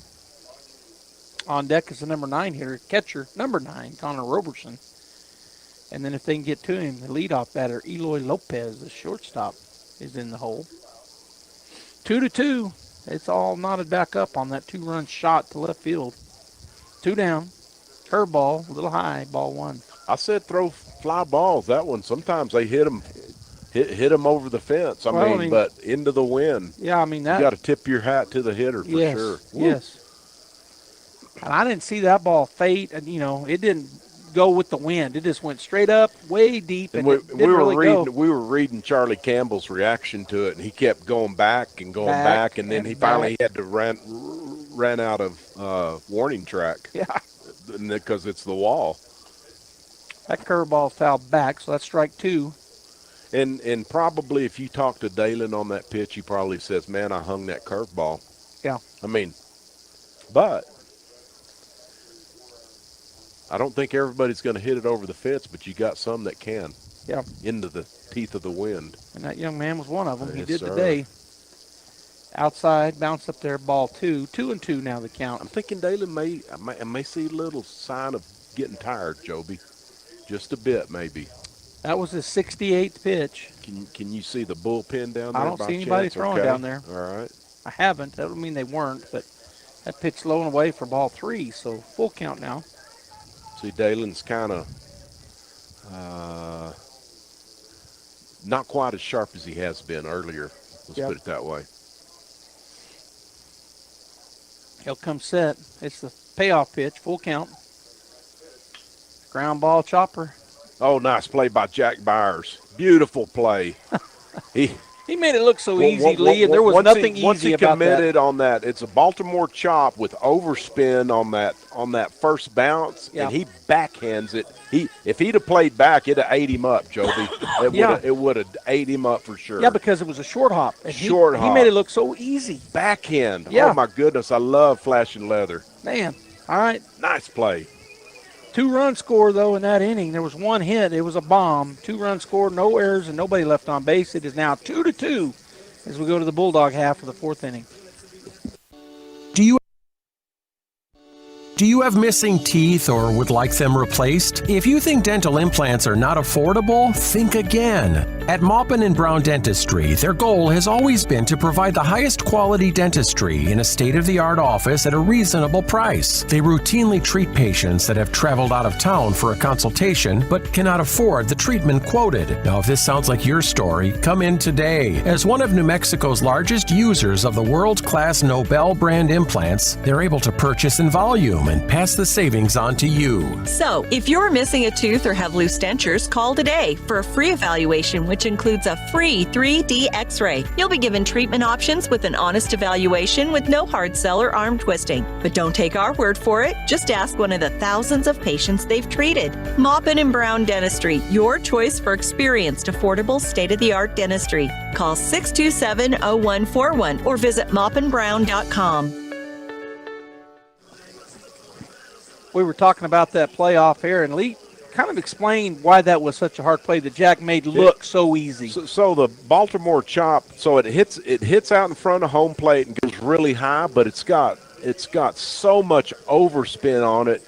If Jack was playing deep, and as soon as the ball's hit, he came up, and that's okay.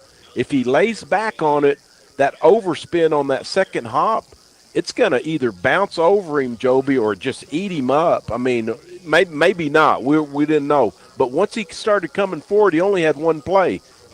The short hop, and it just by chance, he had to backhand it. Beautiful play. I've never seen – that's one of the best plays I've ever seen a third baseman make on that kind of ball. Yep. Absolutely. First pitch to Jet Whitmire is down and in for ball 1. I agree. He made a great. And maybe I'm overselling it, but being a coach, I've seen a lot of baseball plays, and that was an outstanding play. Whitmire rips it foul down the left side. Good as a third baseman, even college guys. I've not seen him make that play like that. Yeah. And he's going to be a college guy. Well, of course he's a college guy, but the thing about it to me, was it was smooth and easy. It was. And he just flips it over there. He's got such a good arm. He just flips it over there on the run. Lottie-dottie, hi, let's go in. Let's go hit. Let's go hit, boys. It was just like a one-hopper to him. I mean, it was a good play. Boy, I love good defensive plays. I'm going to keep saying it. 2-1 now to Jet. That ball was a ball, so 2-1 to count. Here's the pitch. Good cut, but he come up empty on a good pitch there. Davis got a good fastball, Joby. Yeah. Bulldogs are behind that fastball because he's been getting his curveball over. Yeah. 2-2 now to Jet Whitmire as he steps back in, looking for that hit to lead things off. And the pitch. Swung on, pop fly over to the right side. It's going to be trouble. Can somebody get to it? Cozart's got it. He's a good player, man. Yeah, Cozart goes all the way from second base, and he'll make the play in foul territory for out number 1. That's his ball all the way, Joe, because of you'd rather him take it than the first baseman probably. Well, first baseman's getting turned around on that. Right, no, exactly. And he's coming in almost like an outfielder. He's coming to it. Right. Instead of going for it. And he does. You can tell he did a good job of calling him off because the first baseman wasn't even after it anymore. Lopez is going to come out again. He's hurting, I guess. Yeah, he is.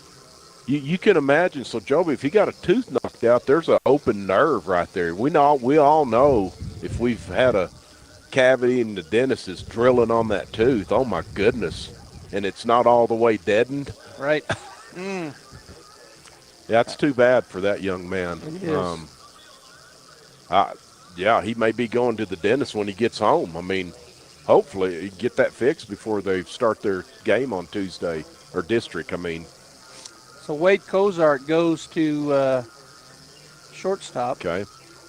And who went out there, number 17? You talking about it at second? Okay, so 15's at second now. Yeah, so he was playing third. Who you want me to look for? The third baseman. Okay. That's going to be number 20. Okay.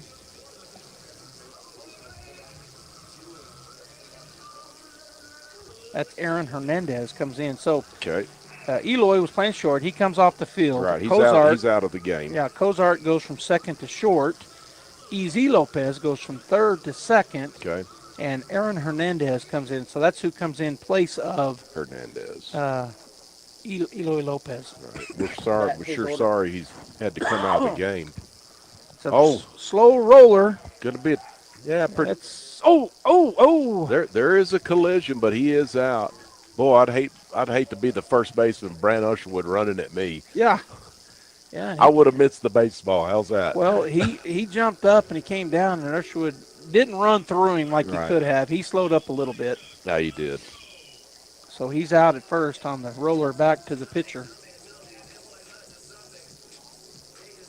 That was just a swinging bunt by Usherwood, wasn't it? And I don't know, Coach Bickle's asking for interference on the first baseman. You know, they have that orange bag. I still don't understand it. You explained it to me one time, but he's saying, well, how can he be over both? He was over both, but the ball took him up in the air, and he came down. He can only – it doesn't matter if the ball takes him to the dugout side in foul territory, right? He's still got to touch the white bag if the ball's in fair play, in fair territory, which it was. Yeah. And maybe that's what he was asking. Right. Carrasco steps in. He's 0 for 1. He hit it to a fielder's choice. Now he'll call time. So what happened there was Venegas over at first, when the ball was thrown up high, he had to go up the ladder to get. He jumped, and when he came down, he had 1 foot on the right side and 1 foot on the left side. There's a swing. That's going to be a base rip into left field. Good piece of hitting there by Elijah. As the right fielder goes and fields it and gets it in. But nice hit there with 2 outs. That was. Outfielders playing too deep on that line drive to have a chance at it. All right, so that'll bring Charlie Campbell to the plate. And over in our bullpen. That's Diego. Oh, no, that's Diego. You're right. Yeah. I get him and Charlie. They have the same body type. Well, what confused me, I was looking at Charlie over there, and I said his name for over here. Right. Charlie's over in the bullpen warming up as that ball is down to Diego, so 1-0 the count. Diego 0 for 1. He grounded out to the shortstop, which was Eloy Lopez. So warming up over there for the Bulldogs is Campbell and Lucas Atkins. So I don't know who we'll see, but they're both throwing and have been. He swung at that. Oh, got to play it first. Back pick by the catcher, Roberson. Carrasco gets back in there. So, yeah, he swung at that pitch, which is strike one. So 1-1 now the count with 2 outs. Carrasco has the lead, decent lead. Got that front foot out on the corner. Here's the pitch. Curveball for strike. Good curveball by Davis. Has done a good job, Joby, since he's come in. Really good job. Yeah. 1-2 the count.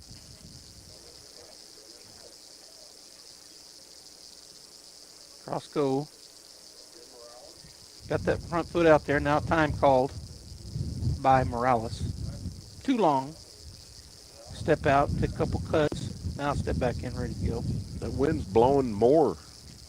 I'm still amazed by that hit. That's a hard home run to hit when the wind's blowing that hard. Yeah. That pitch outside, ball 2, 2-2 now the count. I would like to have known the exit velo on that, Joby. Velocity, the exit velocity. I'm saying it had to be pretty good because Yeah. he hit it deep, and it was so high. That's the other thing. It was so high. Yeah, I didn't think really it was going to get high. there. Driving into that wind. Yeah. That pitch down and in. Good job by the catcher, Roberson. Kept the runner at first base. He really slid. He slid all the way behind, They did. behind the batter. Really good job. That was ball 3, so a full count now. So with 2 outs, a full count. We'll see Carrasco running. Boy, a gapper here might even score him. He's pretty fast. We'll see what we can do. Yeah. Morales ready to go. The pitch. He's off and running. That's ball 4. So the 2-out walk. We get a 2-out single and then a 2-out walk. So looking good here to get a 2-out rally as we got it going. And Charlie Campbell coming to the plate.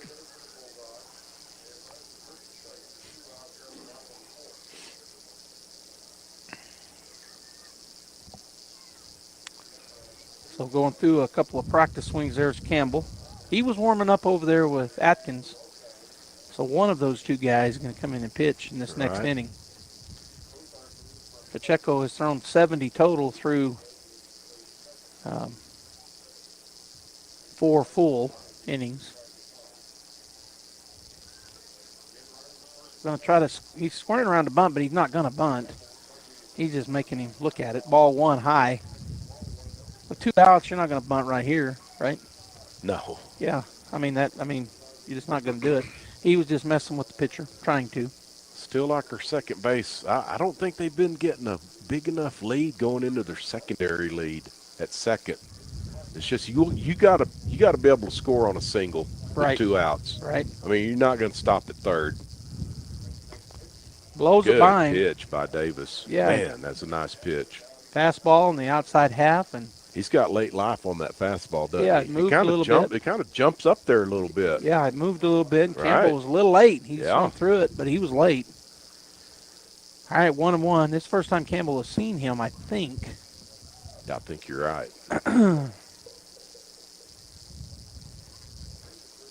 Hey, got him on a curveball. Curveball. He's doing a good job of mixing that fastball off, curveball up, off speed, hard stuff, soft and hard. Charlie tried to check a swing, but it didn't matter. It was a strike anyhow, even if he did check it. Boy, if you're Charlie, you don't. I'm confused if I'm Charlie. I don't know what's coming. Right. Long look back at second base. Out of the plate, and he got inside. Curveball missed, so ball 2. Charlie was trying to work his way back into the count. He's back even. 2-2 the count. 2 outs, so we got Deuces Wild up there.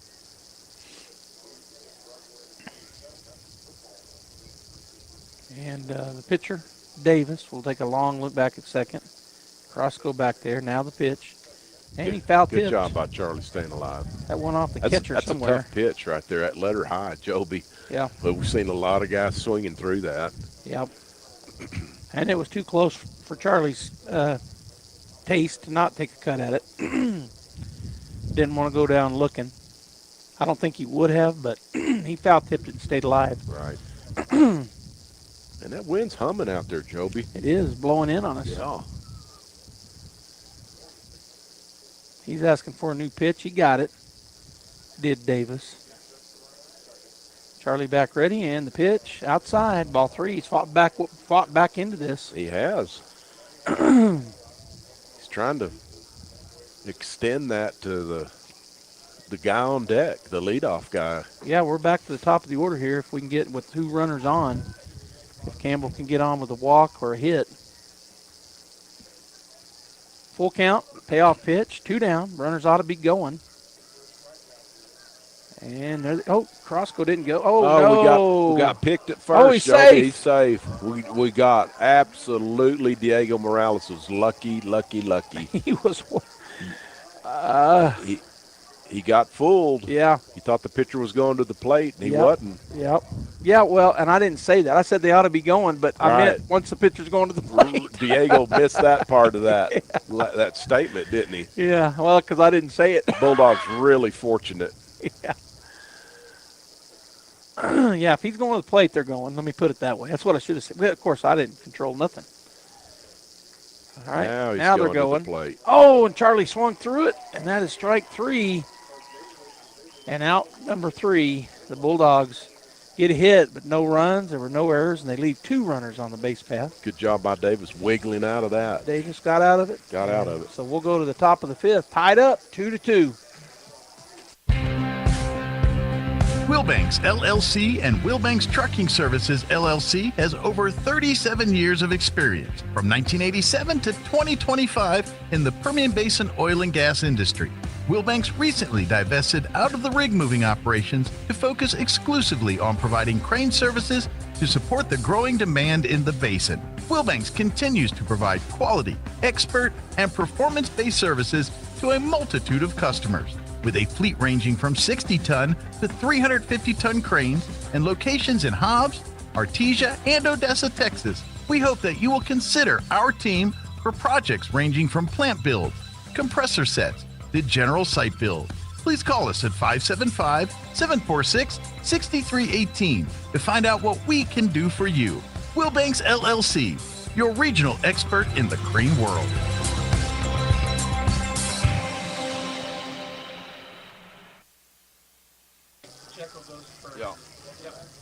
I don't need to use my binoculars. All right, Bulldog fans, we're back here. We had several changes. We have a new pitcher. As coming in from left field is Charlie Campbell. Going from right to left, Derek Warren.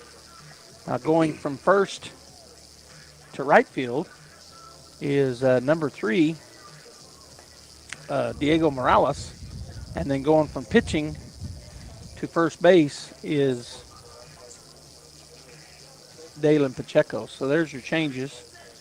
Everybody that was in the game is still in the game. We didn't have a DH this game, but they just kind of do some rotation. As Charlie now pitching, Diego in right from first, Dalen from pitch to first, and going over from right to left, Derek Warren. So there you go. And it's basically the same place. I was telling Lee off air here that we were in the last game. It was 0-0 going into the top of the 5th. Here it's 2-2, but so basically got the same. 6 hits so far, 3 for each team. The Bulldogs have left 1 more base runner on the base path. They've left 4 to Carlsbad's 3. The last time I said 9, it's the 9-1-2 coming up. The guy hits one over our center fielder's head. This guy. Right here. Yeah, he's 1 for 1 with that double you're talking about. So I'm going to say it again. It's 9-1-2 for him. The catcher, Roberson, he'll look at a ball that bounces up there. Hopefully they don't have the same result. Charlie looked like he kind of overthrew that one. Yeah, he did. Kind of spiked that fastball. Yeah. We saw him pitch in Hobbs last week. Yep. Mm-hmm. There's a good pitch. There it is. Down the middle for strike 1. 1-1 now they count. Charlie's got a live arm. I think he might throw a little harder fastball than Dalen. I think he does. Dalen's got a tremendous curveball, which that wasn't a bad. That was a good curveball. I know. Charlie wants to know. Yeah. Just off the plate. Yeah, he wanted that call. Pretty close. It was pretty close. So 2-1 the count now. It's Connor Roberson at the plate, the catcher. There's a fastball Good down the middle. pitch. I said it in Hobbs, if y'all remember, but I like the way Charlie attacks that strike zone. Now, it's not all belt high. He can get it down there on the knees pretty good, which is even better. And that's where that pitch was. Right. Absolutely. He got a piece of it, fouled it back, did Roberson. So it's 2-2 now. And here's Charlie's windup and the pitch. Curveball. Good pitch. Got him to slow roll it to the second baseman, and there's out number 1. Nice pitch by Charlie. Good curveball. Carrasco to Pacheco. Hits about a 6-hopper to our second baseman. All right, so that'll bring number 20. So Eloy Lopez was the leadoff batter, but he left in the inning, the last inning, as I'm sure because of his hurting in his face. So it'll be Aaron Hernandez who had come in for him. He went to third, but he's batting in that place, top of the order. Pitch, swing and a foul tip. Was that a curveball? I looked down, Joe. I was writing Aaron's last name down, and I looked down. I think it was a curveball. He had some power to it, but yeah, It was a good pitch. He fouled it straight down. Here's the pitch. Another one, out a little low. That's a 12-6 curveball right there. Mm-hmm. So Campbell does something I haven't seen in a minute from pitchers. I think maybe we saw it in Hobbs some, and from Campbell for sure, but he does do a windup. A lot of these pitchers nowadays seem like they pitch from the stretch. Right. Yeah, he locks out of the windup. He just spikes. He just spiked that fastball again. 2-1 to count, but he's got a good high leg kick. He pitches from the windup. Pretty tight windup. Not a big. Yeah, a little rocker step. Mm-hmm. Fly ball out to right field, and that's going to be a catch out there for Diego Morales for out number 2. They've hit 3 out to right field, but we've played them perfect, Joby. They've hit 3 hard balls to right field. Yeah, and our right fielders, both Warren and now Diego, were about right, as you said. He had to go to his right a little bit, but not much. Not much. And that ball kind of tailed back to him. So had that slice from the right-handed batter. So that brings to the plate the center fielder, Ricky Herrera. Curveball strike. Nice pitch. That was good. Really good. That pitch just about as good as a curve. I mean, it went 12-6, just went right over the plate. I think in Hobbs, too, he was throwing his curveball a couple of different speeds. Yeah. That's a foul ball. That's another one. Mm-hmm. But what he's done right there with back-to-back is he set up this fastball that he can come in on him. And he's got a wheel. He can bring it. If he gets it under that 1 and that 0 right there on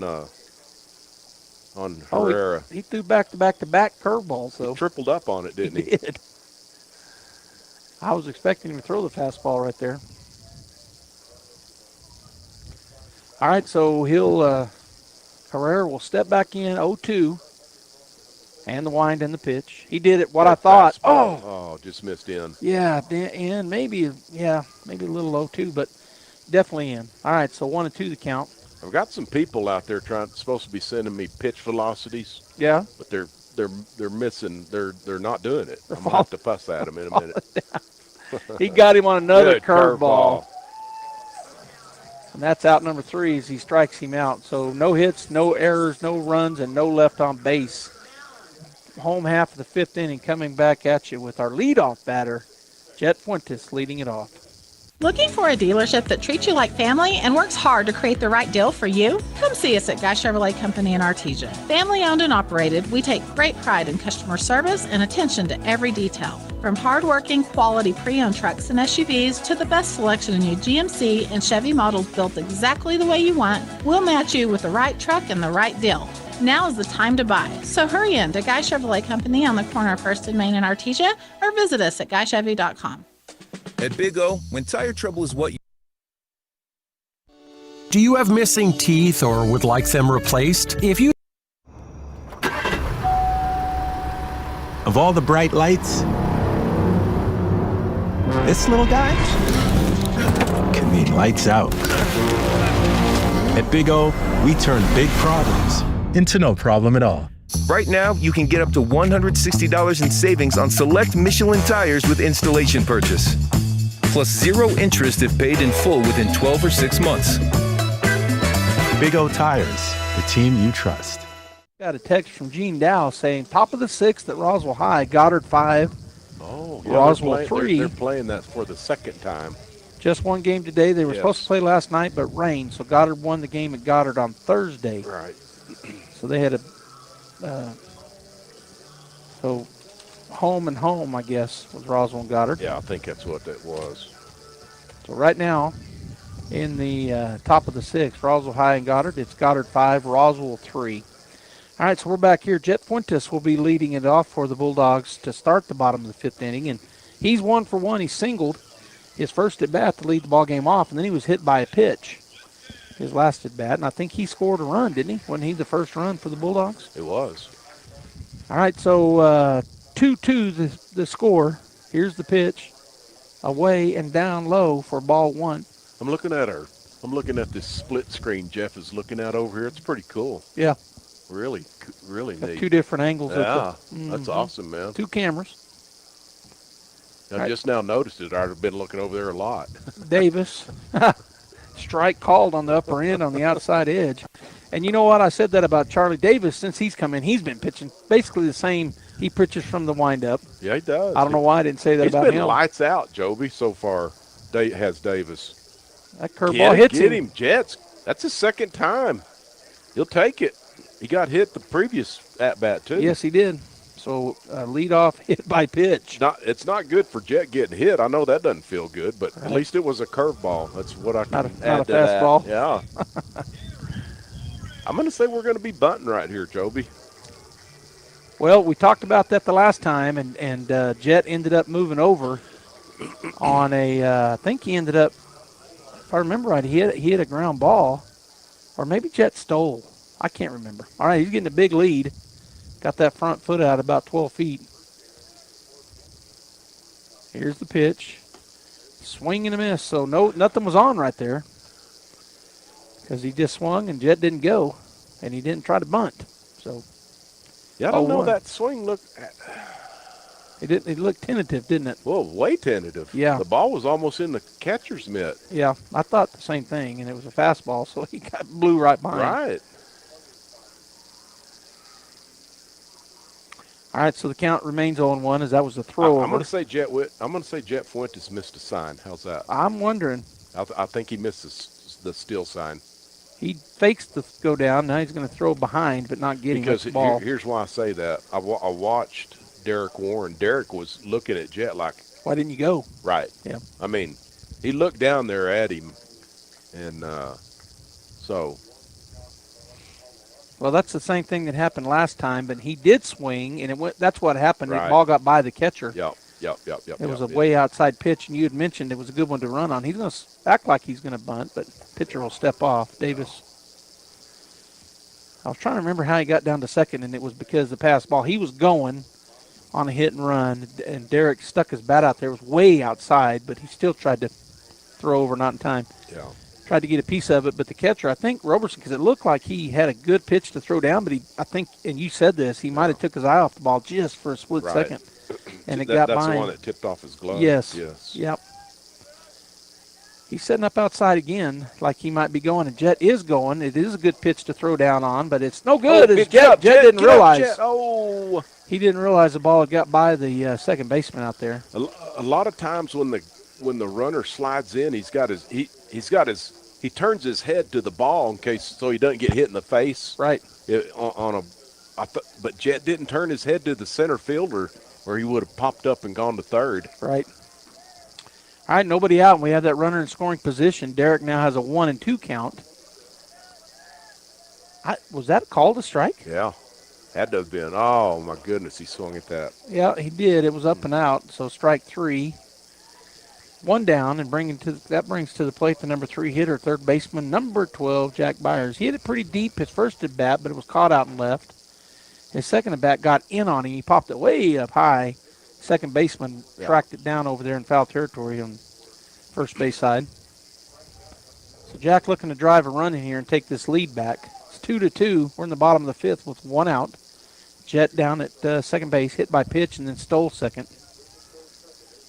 That's a strike called on the outside edge. I think that's a curveball. He threw that hard. Yeah, it had a late break, didn't it? Pitch. Yeah, really good pitch by Davis.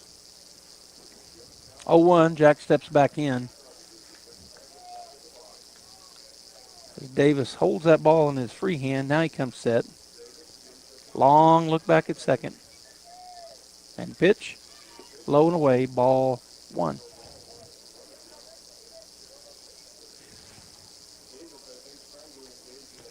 So 1-1 is the count. Boy, these right fielders so deep out there. And Jack could just loop one over there. It'd be an easy run. Yeah, easy double for him. Yeah. Or maybe even a triple. All right, here's the pitch. That's low and away, ball 2. They're pitching him away. Jack may have to go that way. Sure don't want to roll over a ground ball right here and pull it to the left side where the runner can't advance. Right. I mean, Cozart playing deep at shortstop. Second baseman Lopez sneaking in. That's Easy Lopez, who went from third to second. Cozart went from second to short when Eloy exited the game. That's ball 3. It's almost like they're pitching around him with that open base. yeah, and they might be, and that's not a bad thing especially with one out, because the double play will be in order if they do walk him. They didn't just send him, but those last 3 pitches weren't really very close. unintentionally. Yeah. Intentionally walk him. Right. I mean, who knows, but it's almost what it looked like. We'll see if he brings one right here with the 3-1 count. I don't think he's going to, but it was too low, yeah. Ball 4. So that'll bring Dalen to the plate. Pacheco 0 for 2. He's grounded out both times to the left side of the infield. Byers will trot down to first. And so a great opportunity. Dalen likes to go to right. And this would be because that right fielder's playing still deep, and he's squeezed. He's really so deep. And he's a long ways from the foul. I mean, Dalen can hit one out there, what you were talking about. Right. He likes that. Yeah. He did move a little bit, but not a whole lot. No, he come in a little and then went to the line a little, but not much. All right, so here's the pitch. High and tight, ball 1. Just as a base runner, something hit on the line, you've got to make sure that it's through the infield so you don't get yourself doubled off. Yeah. Yep. All right, Dalen steps back in, 1-0 the count. 1 out, we're in the bottom of the 5th, and Bulldogs threatening. Runners at first and second. Davis a long look. Bulldogs are running. He got safe. it stole. Man. Really, really good job by both runners. Yep. So the swing and the swing and the miss, but we steal 2 bases, and now we're high fly ball will get him in. Carlsbad got to play up, Joby. I would think so. Looks like they're playing up. The shortstops hadn't committed all the way up, but okay. All right, so 1-1 the count at the plate with 1 out. Runners at second and third, and the pitch. Pop fly to the right side out of play. Oh, Dalen missed one right there, Joby. Yep. He knew he would tell you and me that, man, I should have smoked that to the outfield. Yeah. That was his pitch because he can hit them to right field. That was his pitch to do that on. Yeah. See if he can get another one like it. 1-2 the count, 1 out. Davis to the plate. That's bouncer. Oh, good. Such a good job by Robertson on that pitch. What a tough pitch to block. He did a great job of blocking that.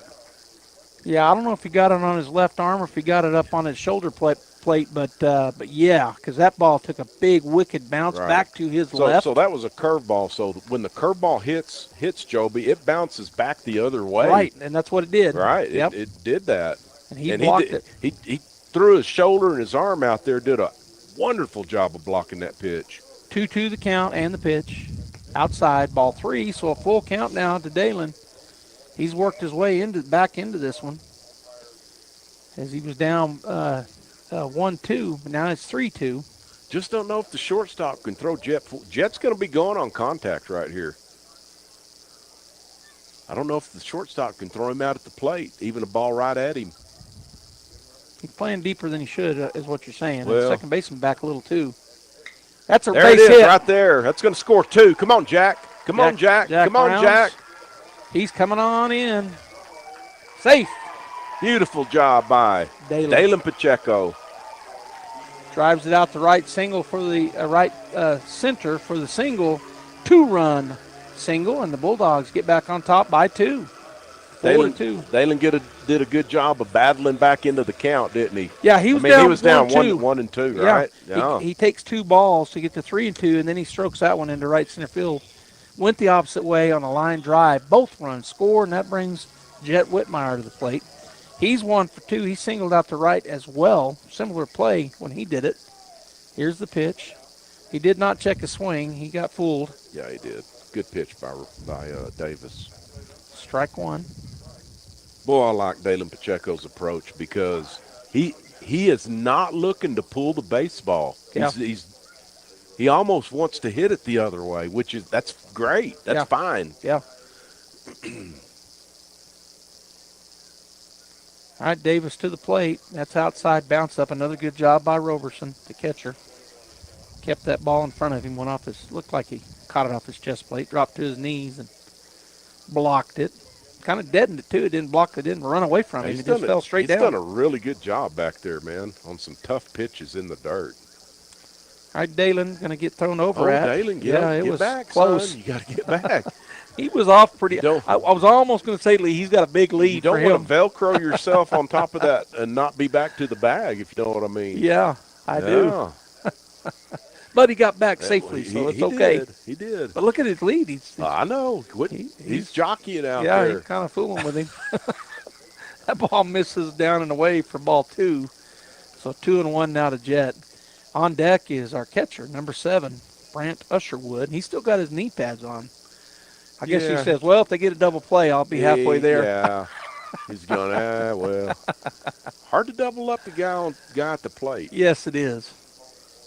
He's pretty fast. Well, Dalen, don't get picked off over there, son. I'm just talking out loud, people, but he's running, and it's a hit and run, and you know what? It's not going to. That was almost the perfect play. I mean, I thought there for a minute, but the ground's so smooth with this turf, it didn't have a chance to ricochet back into. So the foul ball takes the count to 2-2.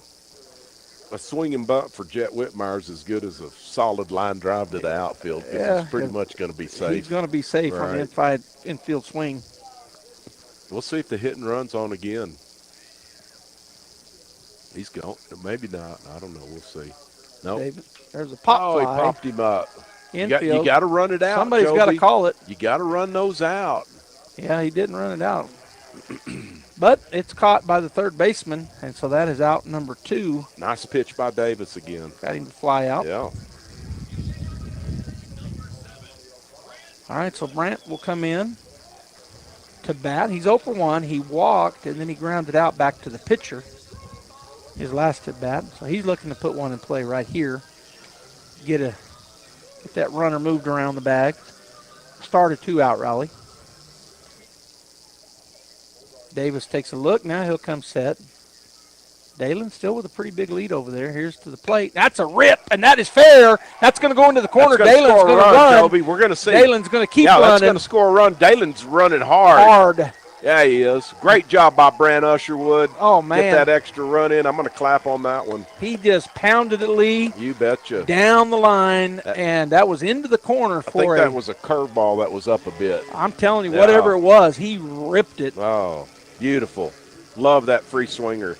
I'm telling you what.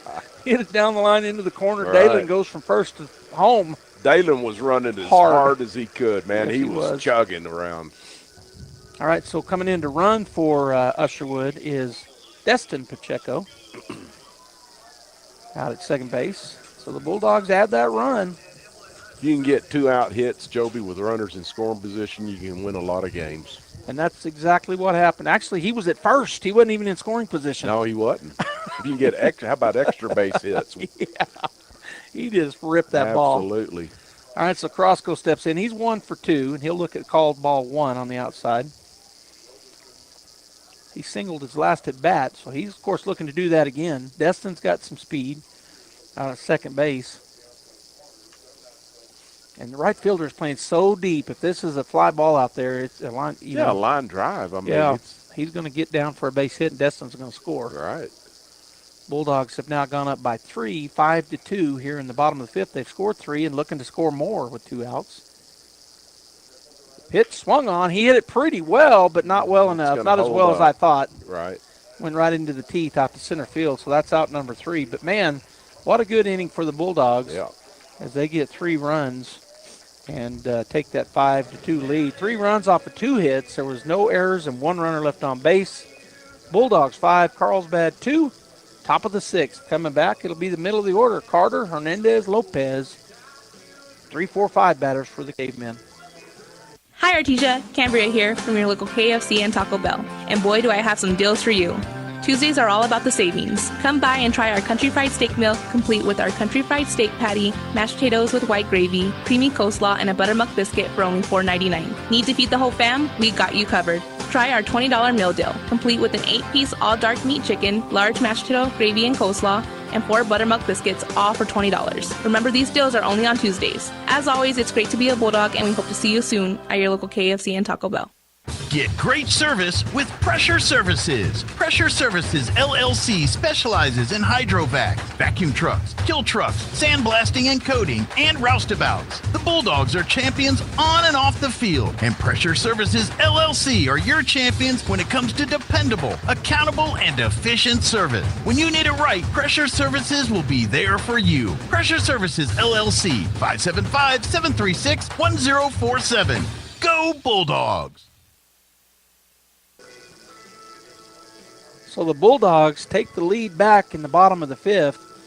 If you're just now joining us, you missed a good inning for Artesia's offense, highlighted by a 2-out double that scored a runner from first base to get that added run. So 5-2 is where we're at. Charlie Campbell on the hill and Jaden Carter, number 14, playing left field and batting third, is at the plate. He'll look at ball 1 on a curveball that missed. Charlie giving them a good diet of first pitch off speed. Yeah, he is. Carter's 0 for 1. He got hit by a pitch his first time. He flew out his second time. Campbell ready to go. Here's his winding pitch. Right down the middle, but too low. Ball 2. Sure don't want to start walking people. Itchy hadn't walked anybody, but just attack that zone. There's a attack the zone style, and that's in the gap. It's going to be a base hit. You got to he throw dropped him the out. ball. Got to play. He got him. He got him. Got him. Great play by. Did Diego throw that? Yes, he did. What happened? The reason the runner went, because he started to stop. Right. But the reason he went is because Diego dropped it. When he went to pick the ball up, his ball fell out of his glove, and so he took off again, and Diego made a strike. Perfect one hopper to Jet Fuentes, huh? Yeah. That's not a bad base running deal by the Carlsbad runner. No. It was just a better play really in the good outfield. Throw. Really good throw.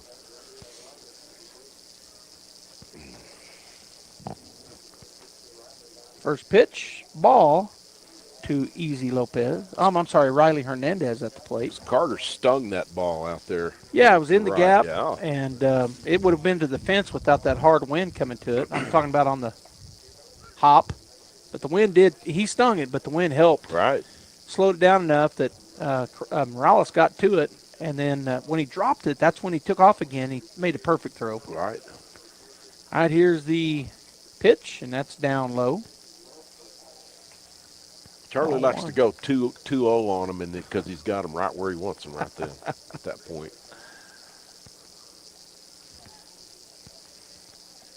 All right, here's the wind in the pitch. That's outside, ball 4. So he threw him 4 straight. Yeah. Okay. 1 out, and coming to the plate is the second baseman, number 15, Easy Lopez. One thing about with that 3-run lead, Joby, if you're pitching, you don't have to be quite as fine down on the knees, and if you give up some hard hit balls without runners on, that's okay. Right. First pitch Good called. pitch. There's another first pitch curveball. Yeah, he 12-6, dropped it right Yeah. over the middle of the plate. He's feeling that pitch pretty good right now. So strike one. One thing, if the ball's hit to the shortstop, our second baseman's never going to be able to get to the bag. He's a long ways over there. There ain't no way he could get there. He's playing for the pull hit, I guess. Yeah, he's playing him to pull for sure. And he went the opposite way. Yeah, he Foul did. ball off to the left for strike two. So Charlie ahead here. Let's see if he feeds him that diet of curveballs or, again, and I'm not anywhere close to even be saying this, but I'd come down on that back foot. He's right up on the plate. I'd come hard He is. in. You like him to bury it on the back foot there? Well, I would, but he threw the curveball. That's not a bad suggestion. Just tie him up, get down, throw it his back foot, but curveball misses up, so it's 1-2. He takes a look over to first base as Hernandez with his lead. And he sets up on the inside this time. That curveball again misses outside, ball two. Yeah, Charlie kind of opening up a little bit too quick, maybe, or his front side coming to the opening plate up too a soon. little opening up a little prematurely, and that leaving that ball hanging out there on the right. Right, correct. There's I thought Mike, but it's just a little out, maybe a little up. Yeah. All right, so that takes it full count, one out, runner at first base. I think Charlie just needs to. Here it is, big boy. Hit it somewhere and not walk him. Throw over, not in time. More of just a courtesy throw because he doesn't have a very big lead. No, he doesn't. Charlie just needs to focus in on his hitter and throw a good strike right here. Here's the pitch. He did. Fly ball, center field, Jet Whitmire. And get a fly ball. He hit that one pretty well, Joby. Jet has to go back. That fooled me. He got a bunch of it. Yeah, he did. Jet went, and then caught it. But that's out number two on the fly ball. That ball kept going and going and going, didn't it? It did. Wow. And it was tailing away. It was that same kind of a deal. It was tailing away from him, from the left-handed batter. But he had it way up in the air, and I don't know, the wind might have, I don't know, but it was deep. Looked like the wind started pushing it, too, once it. That's what I'm saying. It was tailing away from him with wind aid. There's another first pitch curveball for a strike. Good job by Charlie. He foul tipped it, so it'll be 0-1, as Lee said, strike one. Two down here. We're in the bottom, or the top of the sixth, I mean. Bulldogs with a 5-2 lead. They put a 3 spot on the board in their half of the fifth. Carlsbad has that runner first, going to throw over, but not in time. Not a real big lead over there. Bulldogs playing. They've kind of backed up. I mean, we've seen a home run in this game, and then that was another deep shot. Oh, they're way deep. Yeah, strike, swing and a miss. This is the guy that hit the home run. Oh yeah, it is. Yeah, sorry, that's right. I forgot. Brock Wright crushed it last time. He's 1 for 2. I didn't even say that with the home run.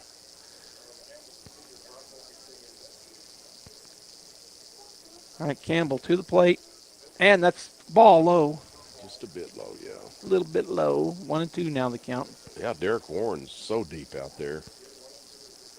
I think he's too deep, but that's just me. You're not going to see 2 deep ones like that in the row. Well, no. If he hits it, you just got to tip your hat to the guy. You don't Gets it out of here. You don't want to really give up all that stuff in front of you. A routine fly ball for a single in front of you. Yeah. I mean. Yeah. But that's the way they're playing it. Yeah. He is deep. He's back there real deep. Way deep. The pitch, curveball high. That takes count to 2-2. Charlie takes a look into Usherwood, who's looking over to the dugout. And the 2-2. Foul ball off and out of play to the right side. Curveball. Good pitch. Breaking away from him. He got a piece of it. Fouled it off. So the count remains 2-2 with 2 outs. Charlie comes set to the plate. High, ball 3. Charlie just kind of finishing up. That ball's staying up, so.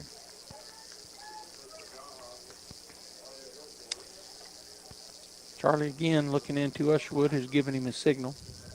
The runner's going to be off on Off the pitch, and running. isn't he? He's going to throw it over there just to say, I know you're there.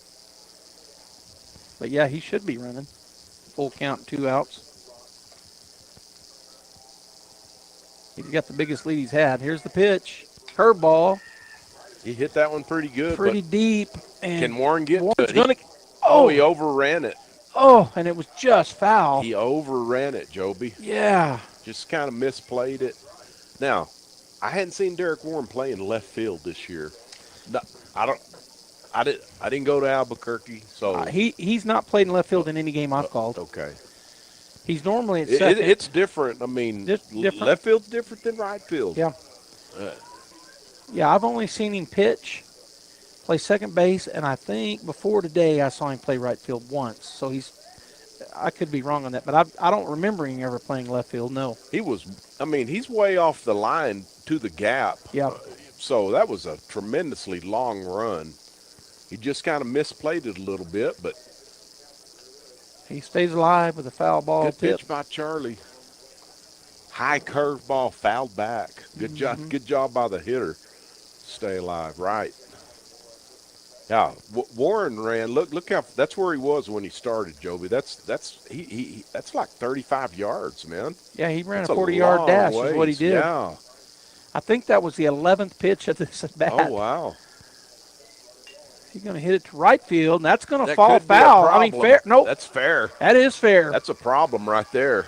Yeah, he's going to go all the way from first to home. No. Okay. We're lucky that throw was on line, not to let that runner at second go on over on the throw. Right. So he went the opposite way, hit the double right down the line. That's a good piece of hitting right there. It really was. You thought it was going to Did you think that was going to be foul? Or I did. It looked like it was, didn't it? I thought it was fooled me too. It fooled me. Yeah. I had started saying that'll be a foul ball strike, and it landed right on the line. And then I said, the longer I looked at it, I said, oh, that's a problem. Yeah, you did. All right, so they get a run back. It's now 5-3. 2-out rally going for Carlsbad. At the plate is Wade Cozart. He's 1 for 2. He's doubled and hit a line drive out to right field. That's from the left side. Campbell to the plate. Foul ball, strike 1. Now this guy's looking to gap something right here. I mean, this kid right here is a really good player. Carlsbad has a lot of good players. They do. Yeah, and they would never give up. I mean, no, ever. So they're still out there competing hard, and that's what Coach McGaha teams do. They battle to the last pitch. That ball down and in. And, I agree with that 100%, but I would say it's kind of like, and I said this in game 1, Carlsbad's kind of the Artesia Bulldog to football as they are to baseball. All right. I think they lead the state in championships, and they've always been that way.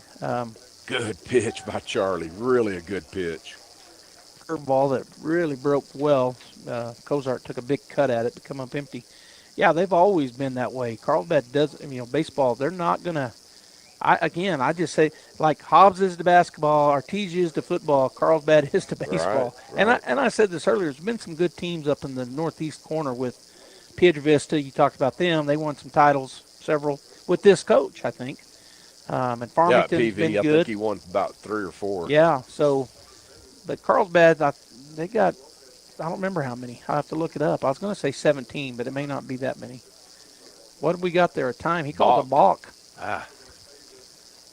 So a balk on Charlie puts the runner at third. I'm going to say he didn't.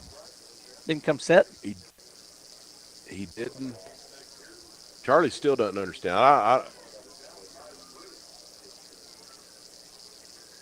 Was it that he didn't come set? Like when he pulled his foot back, he just went straight to the plate? Yeah.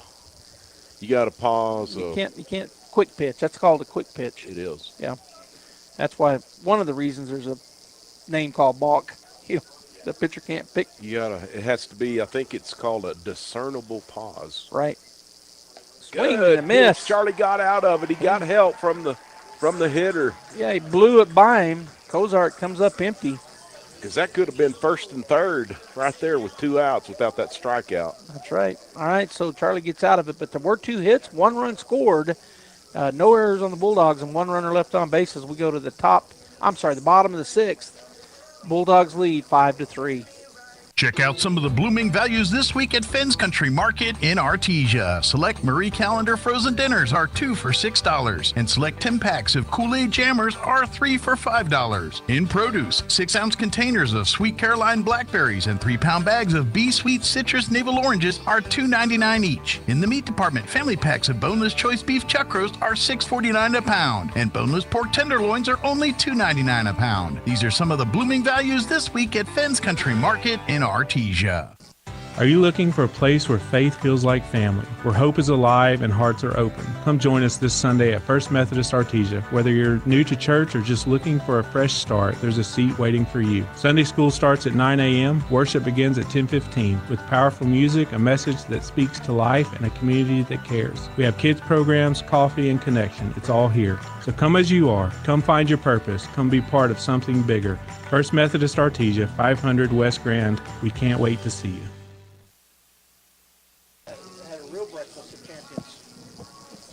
I was sharing with Lee and Jeff up here that I had a breakfast of champions this morning. We had a garage sale out at our place, and about, 7:30, 7:45, I had a Bear Claw with a Coke.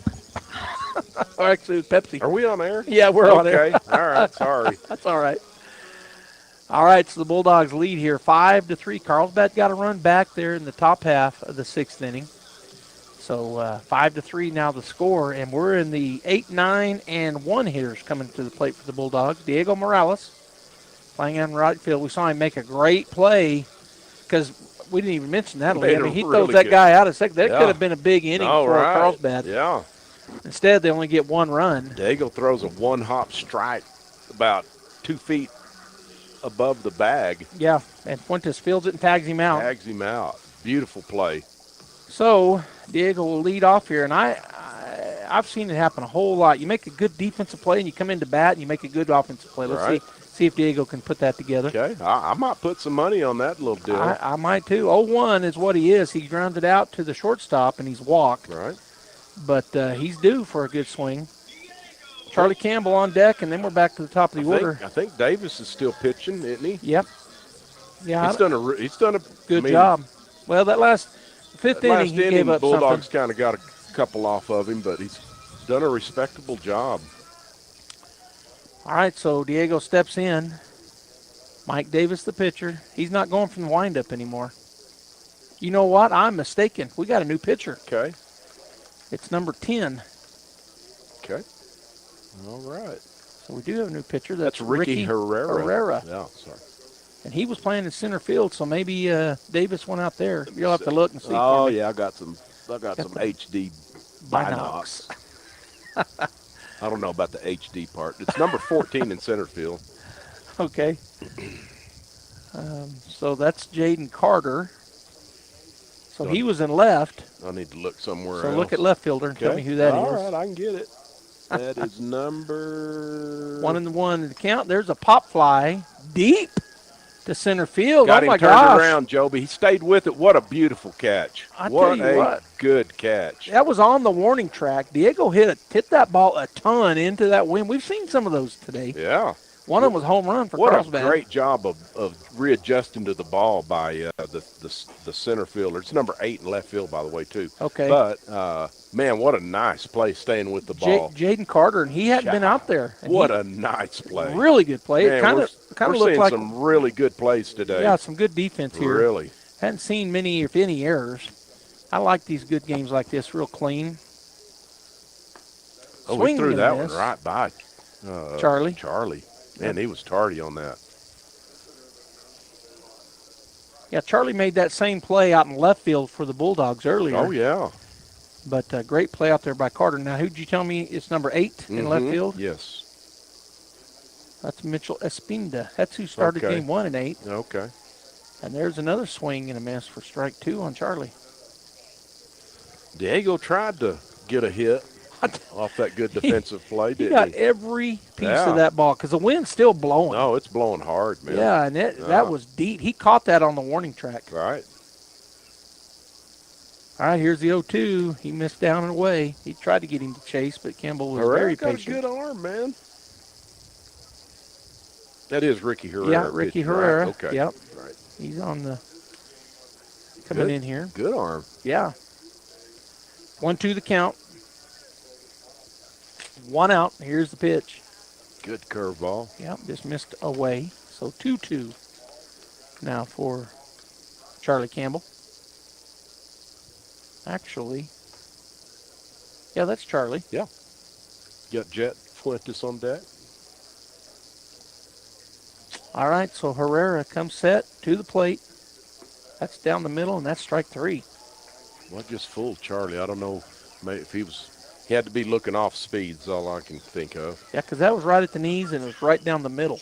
Got to be interesting to see if Charlie's going to come back out in the 7th, Joby, on the mound. Yeah, it will be, because I haven't seen anybody else warming up, but okay. But he and what's his name? I just lost my train of thought. Let me look here. It was Atkins out there warming up with him. Right, Lucas Atkins. Yeah. All right, we're back top of the order. Jet Fuentes with a big cut, comes up empty. That Jet likes that letter high fastball sometimes. Yeah. I've seen him swing at it a few times. He is 1 for 1. He's been hit by a pitch last 2 at plate. He's just hoping he doesn't have to wear it again in this at bat. Whoa, caught the outside He called that corner. a strike. Okay. That's strike 2. Jet's in the hole. Yeah. Jet didn't agree with that, I don't think. He did not. All right, so 0-2 the count, 2 down. He's looking to get a base rip somewhere and start off a 2-out rally. That pitch is too high and too far outside. Ball 1. On deck is Derek Warren, and in the hole Jack Byers if the Bulldogs can get a 2-out rally going, which they did in the last inning. Yeah. They scored 3 runs with 2 outs. If I remember, I may be wrong on that. I know they I got think you're 1, right. but I think they got all 3 of them with 2 outs. I think you're correct. Good job by Jet protecting right there. He protected pretty good. That was a good pitch. You see that ball come through. We've got some holes up there. You got to, man, if you're eating your nachos in the stands, we got some holes up there in the corners.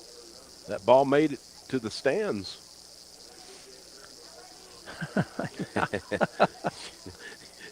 You could be interrupted if you're eating something, is what I'm getting at. Yeah. The ball in your lap. Yeah. All right, here's the pitch. Oh, nice curveball by Herrera. Throw down in time on the drop third strike, but that will end the threat. Bulldogs need 3 to win the game, Joby. 3 outs. I mean. Yep, that's right. And sweep the cavemen. Which is not easy to do. Not an easy task. All right, so the Bulldogs go down in order. We'll be back here for the top of the 7th and the final 3 outs the Bulldogs are going to try to get this win. Home health care is health care in the comfort of your own home when you cannot care for yourself. Home care services can help someone who has chronic health care issues, medical setbacks, or health impairments. J&J Home Care has the best skilled nurses and therapists for any of your special needs. So why pick a stranger to care for those you love when you can pick your beloved neighbor with over 30 years of experience? J&J Home Care is here for all your home care needs. Call us now at 575-746-2892 or visit us at jjhc.org. Looking for an exciting hands-on career? Central Valley Electric Cooperative invites you to our free lineman camp on Thursday, May 28th from 9 a.m. to 3 p.m. in Artesia. If you're 17 to 22 years old, this is your chance to spend the day with CVE linemen, learning about electricity, participating in hands-on activities, and discovering what it takes to power your community. Sponsor limited, so sign up today at cvecoop.org. CVE's Lineman Camp, Thursday, May 28th. Come see if you have what it takes to be a lineman.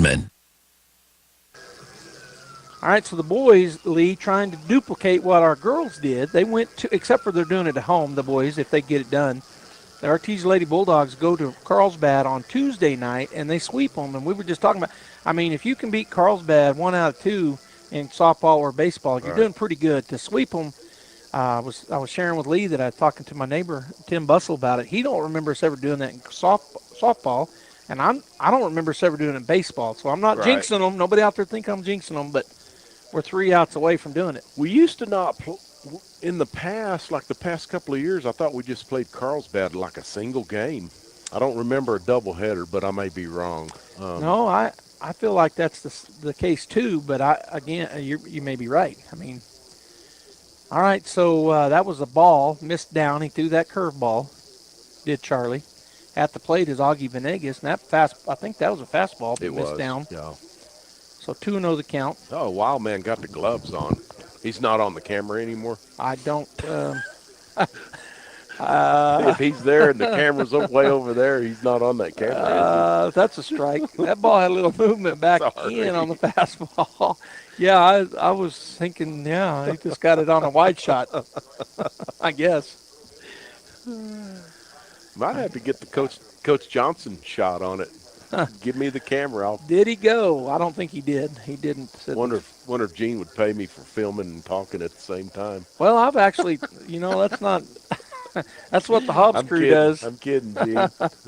That's what you'll see the Hobbs crew, their radio crews. They'll literally have a little camera on a little bitty stand with them, and they're filming it while they're. Don't want to walk a burner, but he did. Yeah, he did that, especially the 8 guy. Yeah, but I don't think they're going to be sacrificing here down 2 runs, Joby.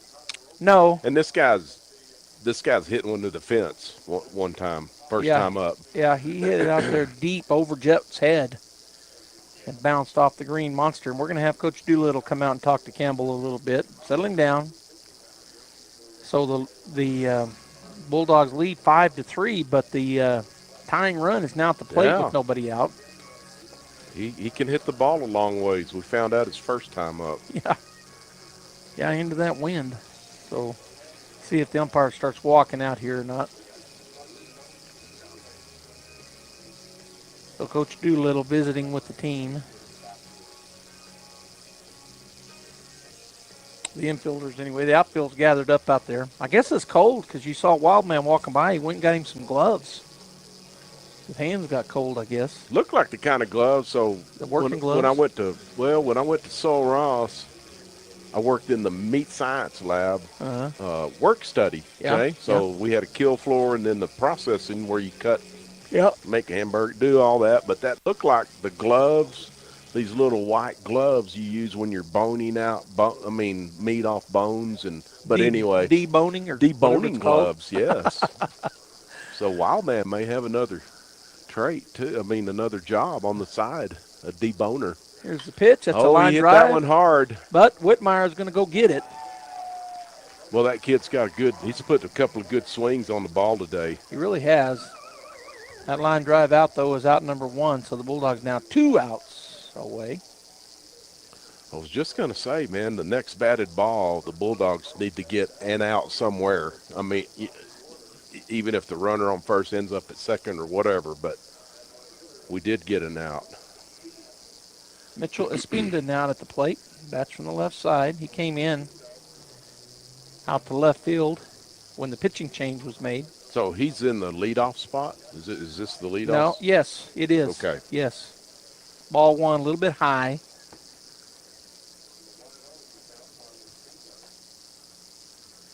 Bulldogs on a ground ball just need to make sure they get. Oh, no. Not that. Oh. Ball gets by, and he's going to go to third probably. No, he slid into second. That's probably a wise move. But I was looking down. Did that ball go? Was it a bad throw or was it a missed catch? It was in the dirt. It short hopped Dalen. Okay. So going over to second on the throwing error. Is that what we're going to call it? Yes. Yeah, it's an error on the pitcher. Yeah. All right, so Espinda steps back in from the left side. His first at bat here in this game. Here's the pitch from Charlie. He's going to square it around to bunt, but the ball is way outside, ball 1. And I thought, actually that's ball 2, I'm sorry. It's 2-0. Yeah, it's 2-0. Yeah. I had it that way, and I said ball 1. I don't know why. Charlie again getting set. I thought that Usher was going to throw behind the runner again, but he didn't. Ground ball. Fuentes will scoop it up. He's Good play by Jet. Third. Good play by Jet. Good play by Jet Fuentes. Beautiful play. He's out at third base. What a headsy play by the shortstop. So on the fielder's choice, that play, if you're scoring at home, 5-6 6'5", and man, as you said, what a play. He had him by a country mile. Wasn't really even close. The ball was hit pretty hard. The runner had a good jump. I mean, he made a bad read. Obviously, the ball was hit behind him still, but Jet has such a strong arm, Joby. Yeah. Beautiful play. Man, I like those good defensive plays. Have I said that before? You said it these 2 games. We've seen several of them. That's There's going to be a base hit. That saved a run, That would have Joby. scored a run yeah, right there. Absolutely. Warren will come and bring it in. You got to realize that such a good play has a big effect on the next play, which saved a run. Yep. So 2 down. They get that base hit, but that put runners at first and second instead of a runner scoring. Now, Jalen Carter may hit this one out of the park. But, yeah. I mean. Could happen. All right, so Jaden steps in. He's 1 for 2. He has been hit by pitch, flown out. Looks at strike 1 in this at bat. Good strike, good fastball. Still leaning on that fastball. I was going to tell you that on my people sent me some pitch velos on Charlie a while ago. Maybe not now. It was about 86, 87 on the fastball. Yeah, he can bring it. He does another one and just comes right at him, Lee. Carter had a good, but that was down. There's a difference. 86 on the knees and 86 belt high. 2 different pitches. I mean, that was down on his knees. I'm talking about the ability of the hitter. That's what I'm hit. saying. It's 2 different pitches to the batter. Right. And it's that was way down. easier to hit something above the knees than on the knees. And that's where that fastball was. He fouled it back. Beautiful pitch. Curveball, gosh, just a little high. Yeah, and Brant was not going to try to frame that high pitch out of the strike zone. Yeah. So 1 and 2 now to Carter. Runners at first and second. Go-ahead run at the plate. We're in the top of the 7th inning with 2 down. Extra base hit could tie the game, Joby. Yep. Here's the pitch. Over pitches it. That. Ball 2. I'm sorry. That's ball. Yeah, 2. I had it right. To me, this is the pitch right here that Charlie needs to make it happen right here. Probably don't want to try to run the count full on the guy. Yeah. Pick your target up, Charlie. There Here's you go. The pitch. Curveball missed away, so it is full.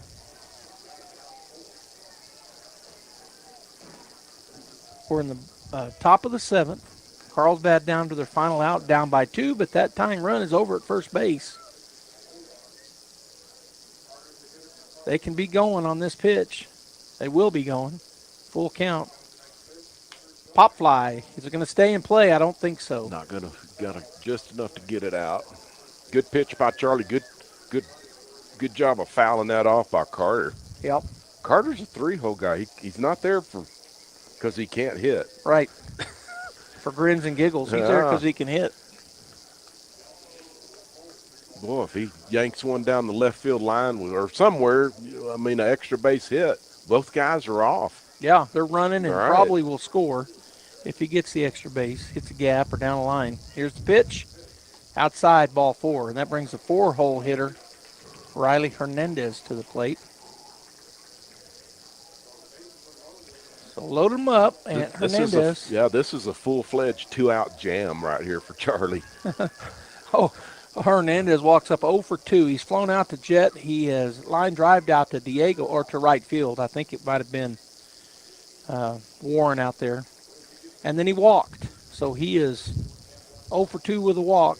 Bases are loaded. Curveball way high. Ball 1. There is a situation called high stress pitches. These are it right here. These are those? These are them. Yeah. 1-0. Charlie to the plate. Good pitch. Strike 1. Good pitch by Charlie. He just reared back and blew that by him. I don't know that it would have been ball 2, but he couldn't lay off. Pretty high pitch. Yeah, he couldn't lay off of it. Yeah. And he got it by him in a hurry. So 1-1 now to Hernandez. Curveball hits him. Oh, no. So the caveman with the hit, the walk, and then the hit by pitch. We're going to have a pitch and change after that. Looks like it. Yeah. I think Diego Morales is going to come in and pitch. Maybe. We'll see. Looks like it from right field. Yeah. He's been throwing out there. So, all right, so we're going to take a break. When we come back, 5-4. The tension is here as Charlie's going to go out to right, and Diego's going to come and pitch. We'll be right back. Sometimes that dog barking is an Artesia Bulldog preparing for victory. Most of the time, however, it's probably just the family pet asking for attention. Artesia Animal Clinic provides a full range of services for just about any size pet or animal. Our new clinic has been expanded to provide better quality of care, including an in-house laboratory, radiology, surgery, herd health, and more. So the next time your pet looks like they could use some extra care, come by Artesia Animal Clinic in our newly remodeled and expanded facility at 110 West Mahone Drive.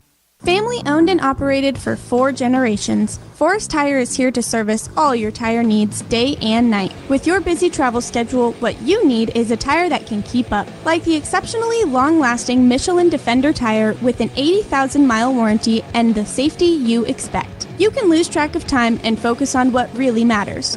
For all your tire needs, brakes and alignments too, Forest Tire Company is a friend you can always count on. Forest Tire, keeping you rolling since 1944. All right, we're back here, and coming in from right field to pitch, Diego Morales. Charlie Campbell goes out there, and Diego going to try to save this ball game right here. As they're just up by 1, we're in the top of the 7th, and bases are juiced. So it's a high-stress situation. I got an update from Gene. He sent me one earlier, and I didn't hear my phone beep. But he sent me another one. The final score in Roswell, Goddard 17, Roswell 3. So they end up winning by the 10-run rule. Well, we've got a left-handed hitter in Easy Lopez coming up, Joby. Yeah, he's 0 for 2. He's line drived out to Jet Fuentes. Yep. He walked, and then he flew out to Jet Whitmire in left center field. It was a ball that was really tailing away from Jet, but he got to it. He's hit 2 pretty hard is what I'm getting at. Right. And he's gone the opposite way both times from the left side. 2 outs. Bulldogs got to play at any bag. All right, that's right. 2 down. We're in the top of the 7th. It's 5-4 Artesia, but Carlsbad looking to get the lead. If they can get a base hit, they're going to get the lead. Here's what I do know. If you're an infielder, on a ground ball, you cannot let the ground ball get to the outfield. Yep. To limit the runs. 1 run. Right. I mean. All right, Diego, from the stretch to the set. Here's the pitch. Outside, ball 1. So we got Herrera down at third, Carter at second, and Hernandez at first for the Cavemen. At the plate, Easy Lopez. Usherwood sets up on the outer third. Oh, he hits him. Oh, no. I guess he got crossed up. I don't know, and what's going on here? Yeah, he stuck his knee out. Oh, the umpire said he. Oh, wow. Coach McGaha may get thrown out on this one. He did stick his knee out. I saw it, but I didn't know. I guess it's against the rules. But you know what? He's on the plate, man. He's on top of the plate. Well, that's what I'm saying. You don't have to stick your knee out to get hits. What I'm getting at. Right. Right. They're going to talk about it. Is he out if it is called that, or no. is it just a strike? No, it's just a strike. Okay. So the umpire behind the plate. It's just right. Here's the thing. He made that call really fast, the umpire behind the plate. So what he saw, he's saying, I saw him stick his knee out there. All right. So I don't know if they'll overrule it or not. He's talking to the other 2 umpires on behalf of Coach McGaha because he asked him to. We'll see what he calls. I wonder what there's 2 Bulldog players, the catcher and the pitcher, and two Cavemen hitters. They're all talking about it. Did you stick your knee out, dude? Nah, I didn't stick my knee out. Well, we thought you did. Yeah, that could be the talking going on there.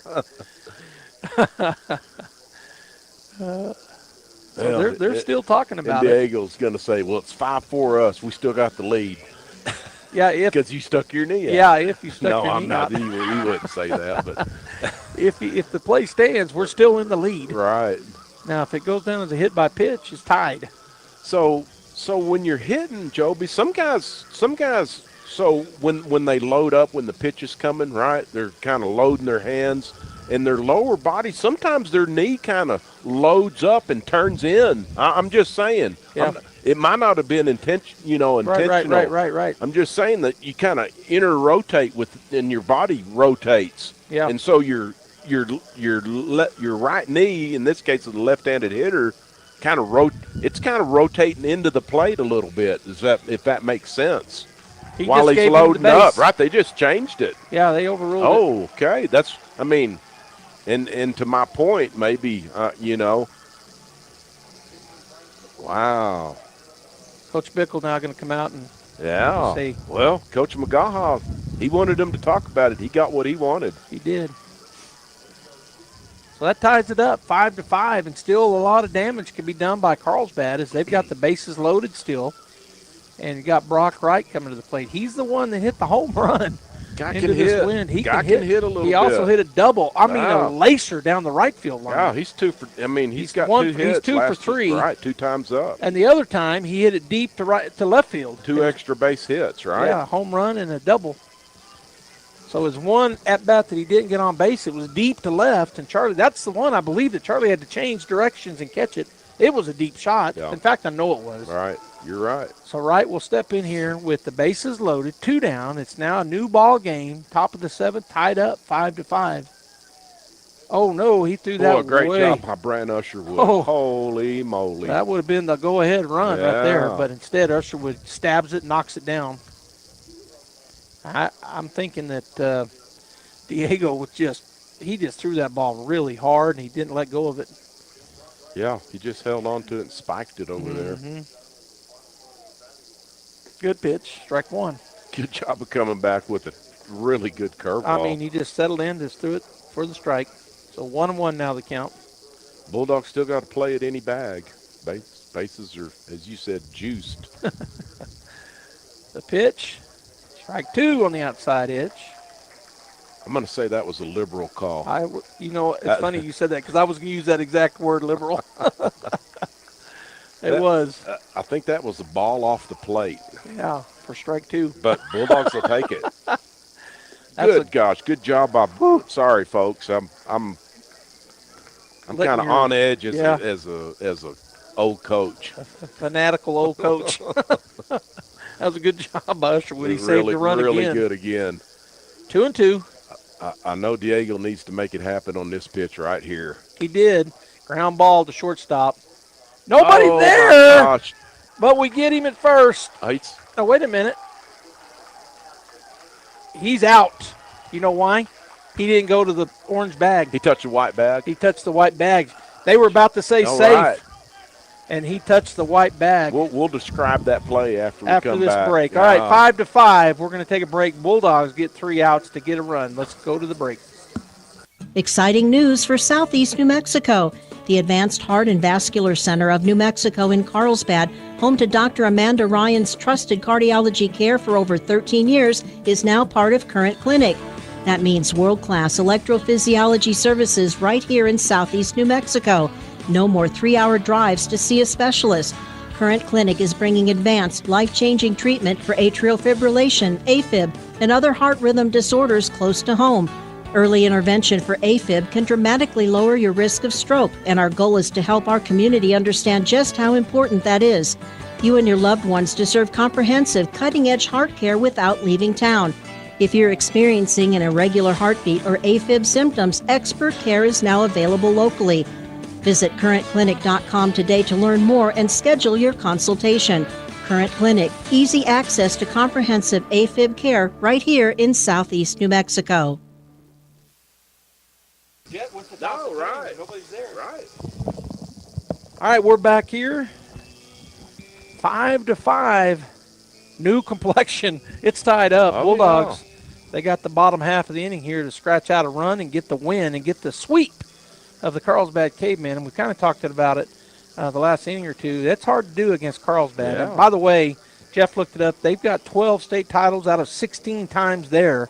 Wow. And they are the Artesia. What Artesia is to football, Carlsbad's that to baseball. Wow. Really hard team to beat anytime, any year. Joby, both the back wheels on the bus came off that inning for the Bulldogs. Ooh, they did. They got the 2 runs they needed to stay alive, and they almost got a go-ahead run there.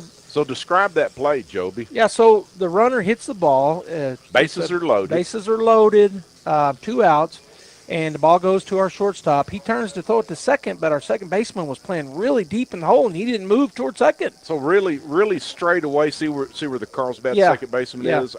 That's straight away. We were over from that. But we think that's straight away where we were is what I'm getting at. Yeah, maybe so. There's a rip into the dugout. Look out. Look out over there. Okay.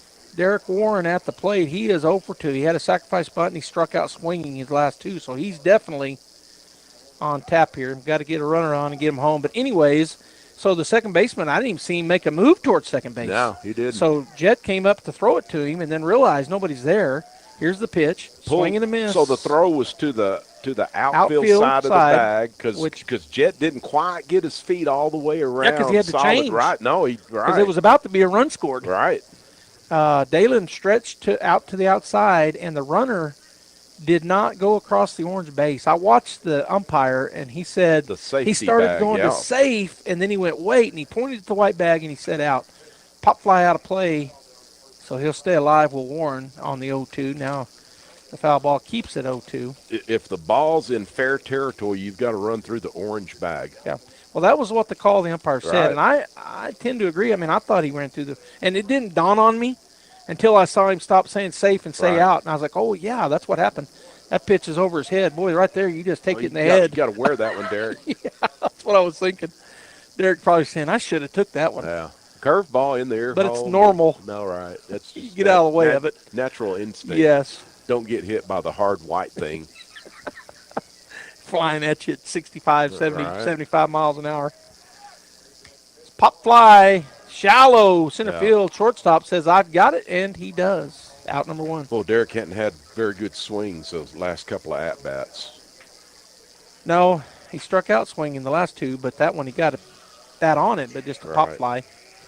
Right outside of second base in the outfield. Now to bring Jack Byers to the plate. We're really in a good spot as far as where we were at in the batting order. Right. Not that we're weaker any specific place, but middle of the order, 2, 3, 4 batters is who was on deck and coming into this inning. So Jack will step in. He is Jack is 0 for 2. Fly out, and a walk. Yeah, they pitched him really good today, or this game. So it's now 1-0 to Jack. On deck is Pacheco, and in the hole, Whitmire. They're throwing him away. He's going to have to hit the ball up the middle or to the right side. And neither pitch was even close. No, right. So, again, I don't think they're going to how do you say that? Yeah, right. I wouldn't think they would do that with a 5-5 game, put a runner on. Probably not, but. I mean, with that wind blowing, I mean, we've seen a home run today. Right. We've seen some deep balls, but. Oh, Jack missed that pitch. Whew, he took a good cut at it. That was a belt-high fastball about right on the middle third. Foul it off, so strike 1. Good pitch by Herrera. He's got a good arm. 2-1 now the count. Herrera, long looking to his catcher, Roberson. He'll set up on the outside, does Roberson. Here's the pitch, down low for ball 3. Ooh, I don't know how he could take that one. Ooh. He just, we've talked about it a lot. He's got a good eye. Great knowledge of the strike zone. Mm-hmm. So 3-1 now. So Jack's got his pick of the litter. If it's a pitch he wants to hit, but he doesn't need to leave the strike zone though. No, and he does. There we go. He gets a base hit up the middle, and that was not the strongest hit. It was out on the end of the bat. That's a curveball. Yeah. No, he did a great job. Yeah. Didn't try to pull it. There you go. Because that would have been a rollover and it'd have been to the third baseman or something, and instead it's a base hit. So the winning run is now aboard with with 1 out. Sorry. Yeah. So 1 down, and that'll bring Dalen to the plate. Dalen is 1 for 3. He started off that 2-out rally a while ago, if you'll recall, that got us up. Because he got down there to first base, and then Whitmire hit a good double, and Jet never quit. I mean, Dalen hustled all the way from first to home. Jack's off. And he got it stolen. Boy, he got a good jump. Yeah, he was taking off early. Really good jump. I'm surprised they didn't throw over, but it didn't happen. And, man, Jack had a really outstanding jump. Yep.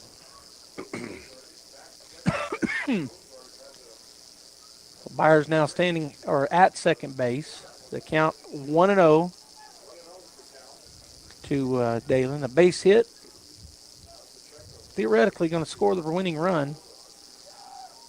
Outside, ball 2. I would play in a little bit more if I were the outfielders, really. I thought they might move up just a bit, but they've not.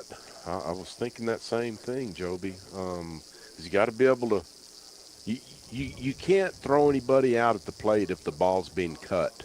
If that makes sense. Yep. It's got to be thrown from the outfielder to home plate, whether it's in the air or one hop or whatever, to throw the guy out. Or to have a chance to throw him out, I think. Here's the pitch. That gets by the catcher. That puts us 90 feet away from getting this win. Now they're going to have to scoot up. And that's Joby. ball 3. Right. Yeah. He can't. He's got to be taken right here. You cannot let him hit away.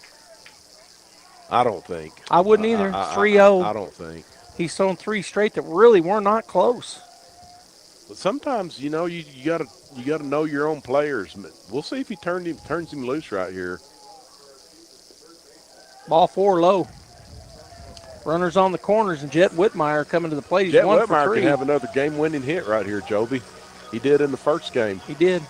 Not a walk-off, but the game-winning hit, though. Right. I was mistaken. Jet didn't push him in. That Dalen was down at first, and that was the second out. Right. He popped flight out to the second baseman to Jet. It was Usherwood that came and hit that double down the left field line. Right. It looks like we're going to have a courtesy runner coming in for our first baseman, or be a pinch runner.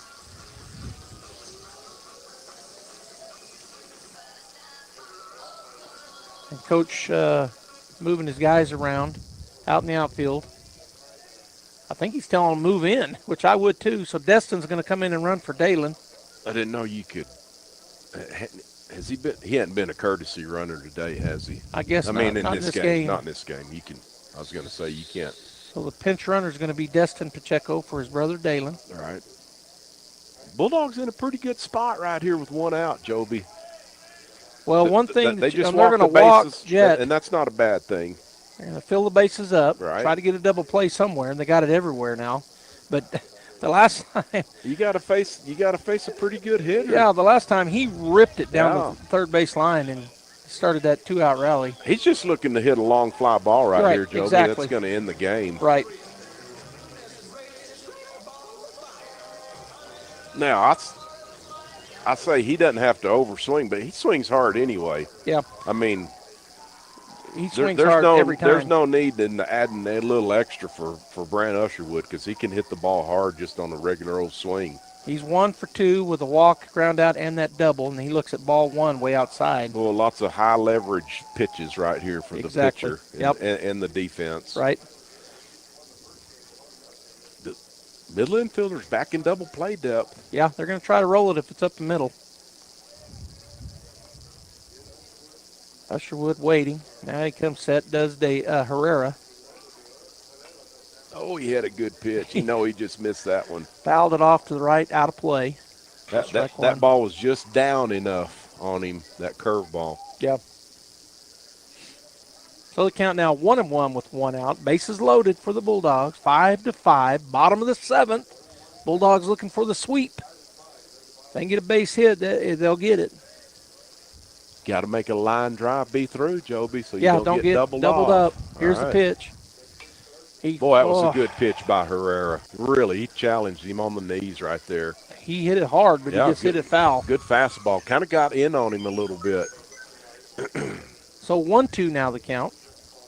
Got a good battle going right here. Been 2 good ball games. All right. Honestly, a lot of good defensive plays, some really timely hitting, good pitching. Both teams, really good ball games. I like these kind of ball games. I hate the sloppy ones. And then we got a timeout.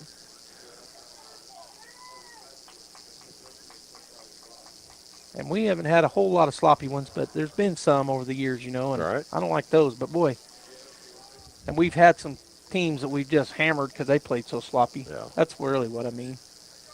All right, here we go.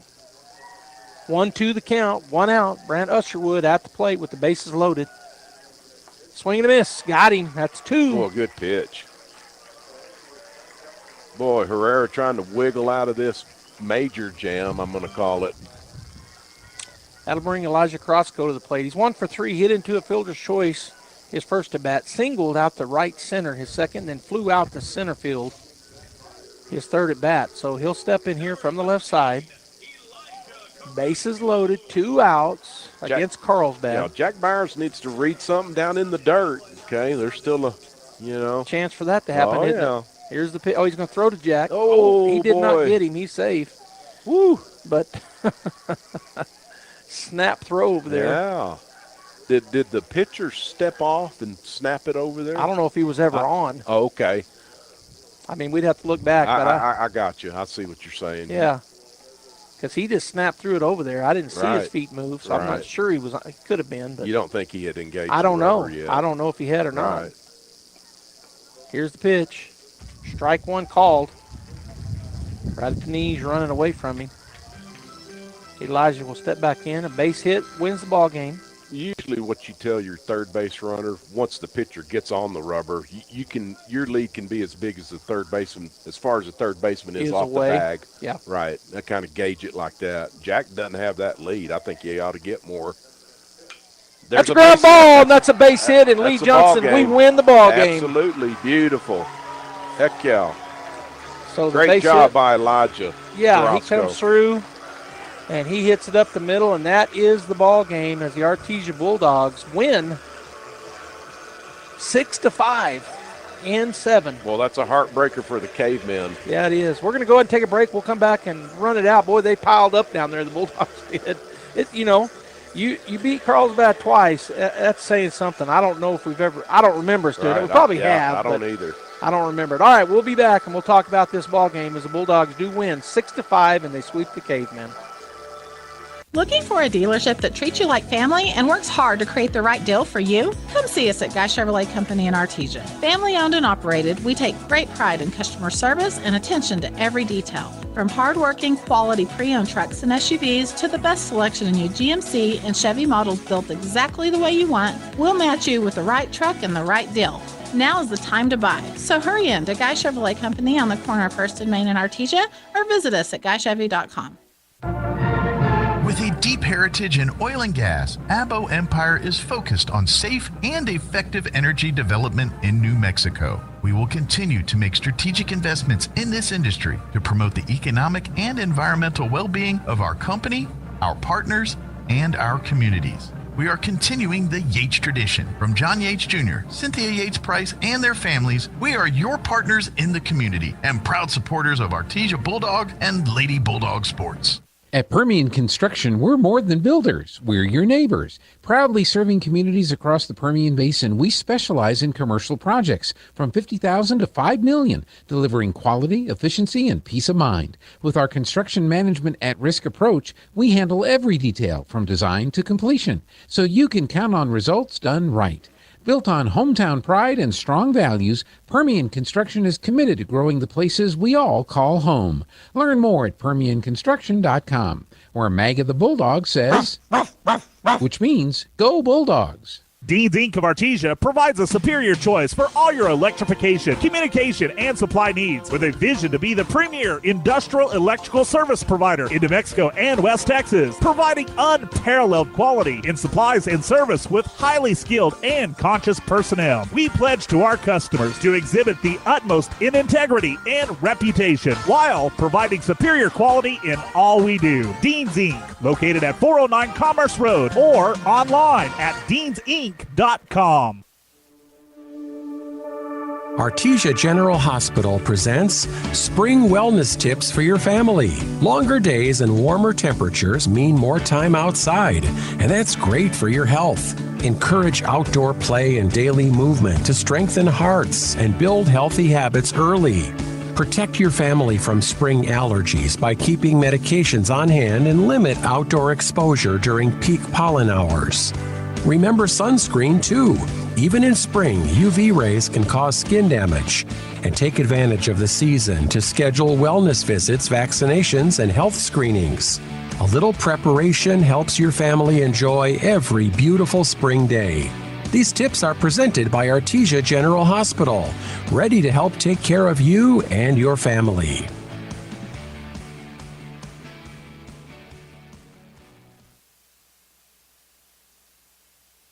Get the go-ahead run there. All right, we're back here. He's a winning pitcher. We're back here at Brainerd Park, home of the Artesia Bulldogs, and Artesia gets the sweep against a good Carlsbad team in two really good games. The first game was really a pitcher's duel, 1-0, Byers with the win. In the second game, a lot of great pitching in it, too. There was also some really good hitting, Lee, and eventually the Bulldogs win in the bottom of the seventh with a walk-off single by Elijah Carrasco, and the Bulldogs win 6-5. What are your thoughts on this sweep? Yeah, Joby. When you can beat the Cavemen twice, much less once. Yeah. I mean, that's a good feat because Carlsbad has a good chance of winning their district, and I always go back to the playoffs, the playoff seeding, which beating a district champion doesn't matter what level. That has some effect on the seeding criteria when you get seeded there. So Bulldogs came in ranked 5th, and this might catapult them a little. Yeah, I think it could. I don't now Goddard won both their games this week, so they're still going to be number 1. I'm sure. I don't know about the 2, 3, and 4 guys. Right. That could move us up or down on max preps anyway. So we'll find out. But really, some quality defensive plays and some really good pitching too to go along with it, Jovi. Really was. The first game was all about pitching and defense. Second game was kind of just a combination of everything. You had some good pitching throughout. You had some timely hitting by both teams. You had some controversial calls that went 2 our way, 1 Carlsbad's way. Just kind of a whole gamut there of a good ball game. Exactly. It was exciting. We were up on the edge of our seats. We were. All right, so the Bulldogs win 6-5. Carlsbad, they get 6 hits in that ball game. They leave 7 stranded. They did not have an error. The Artesia Bulldogs get 7 hits, get 6 runs. They did have an error, and they leave 5 stranded. And we were talking about it. So taking the loss is Herrera. He came in with a tie ball game, he came in with a tie ball game, and taking the win for the Bulldogs was Diego Morales, as he came in with the win. He came in to close it out. They ended up tying it up in the top of the 7th, so he's now in line for the loss or the win. Right. And the Bulldogs get it done in the bottom half of the 7th, get that run across, and he gets the win. So, I just can't express it enough. Really good game by both games. Yeah. Good games by Carlsbad. Well played, well coached. Did a good job throughout, and just the Bulldogs had the better of it today as they get the sweep, 1-0 and then 6-5, and that's where we're going to end it. Thanks to all of our staff. I can't. So we had Jeff, of course, producing. Right. Wildman was one of the cameras, and for some reason I cannot. Miguel, that's right. Yeah, Miguel. Could not think of his name. It's Miguel on the other camera. Of course, Lee Johnson, my partner. So, Joby, I believe next Thursday we open up district against Portales. I think we have a single game Thursday here. I think you and I'll be here. Yeah, that's the plan. Next week we'll have a game right here. And then a doubleheader Friday in Portales. Right. That's the way the District 4A is doing it. They're playing 3-game set. 1 game at home for one of the teams, and then 2 away for that same team. And that's what it'll be next week. We'll open up with Portales. And so we'll be there, Lee and I, here, and probably at Portales as well. The girls open up their district on Tuesday night playing Goddard in a single matchup. So that's where we'll be. So, again, on behalf of everybody, this is Joby Hodling saying I hope you have a great rest of your weekend, and we'll see you at church tomorrow. Kane Electrical Supply is your #1 distributor when it comes to the top-of-the-line inventory. Kane Electric carries name brands such as Appleton, Burndy, Fluke, Cooper Lighting, Hoffman, Phillips Lighting, IDEC, Klein Tools, and Square D. Kane Electric has your professionals and will assist you with any information you may have on electrical supplies. Kane Electric delivers on location too. Come by Kane Electric today in Artesia at 1911 North Roselawn.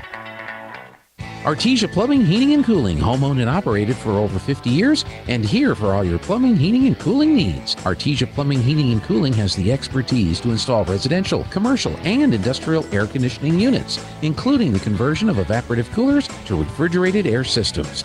Cut cooling costs with high-efficiency Carrier units from Artesia Plumbing, Heating, and Cooling, your authorized Carrier dealer. Artesia Plumbing, Heating, and Cooling, a proud sponsor of the Artesia Bulldogs and our community for over 50 years.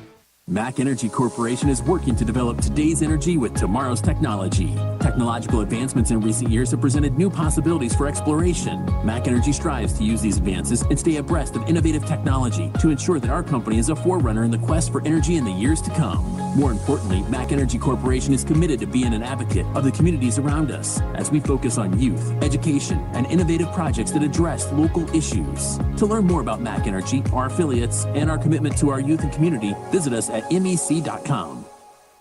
Summer fun is about to blast off with Black Rocket Camp at ENMU Roswell. Now with 4 different camps over 2 weeks in July. July 13th through the 16th, it's all about Pokemon masters, designers, and 3D makers from 9 till noon, and Roblox makers from 1 till 4. Then July 20th through the 23rd, it's all about AI designers and developers from 9 till noon, and Minecraft modders from 1 till 4. There's only 12 spots per session available, and space is filling up fast, so sign up now. Contact Chris Bullard for more info and to sign up at 575-624-7325. Black Rocket Camp, July 13th through the 23rd. Let your imagination soar.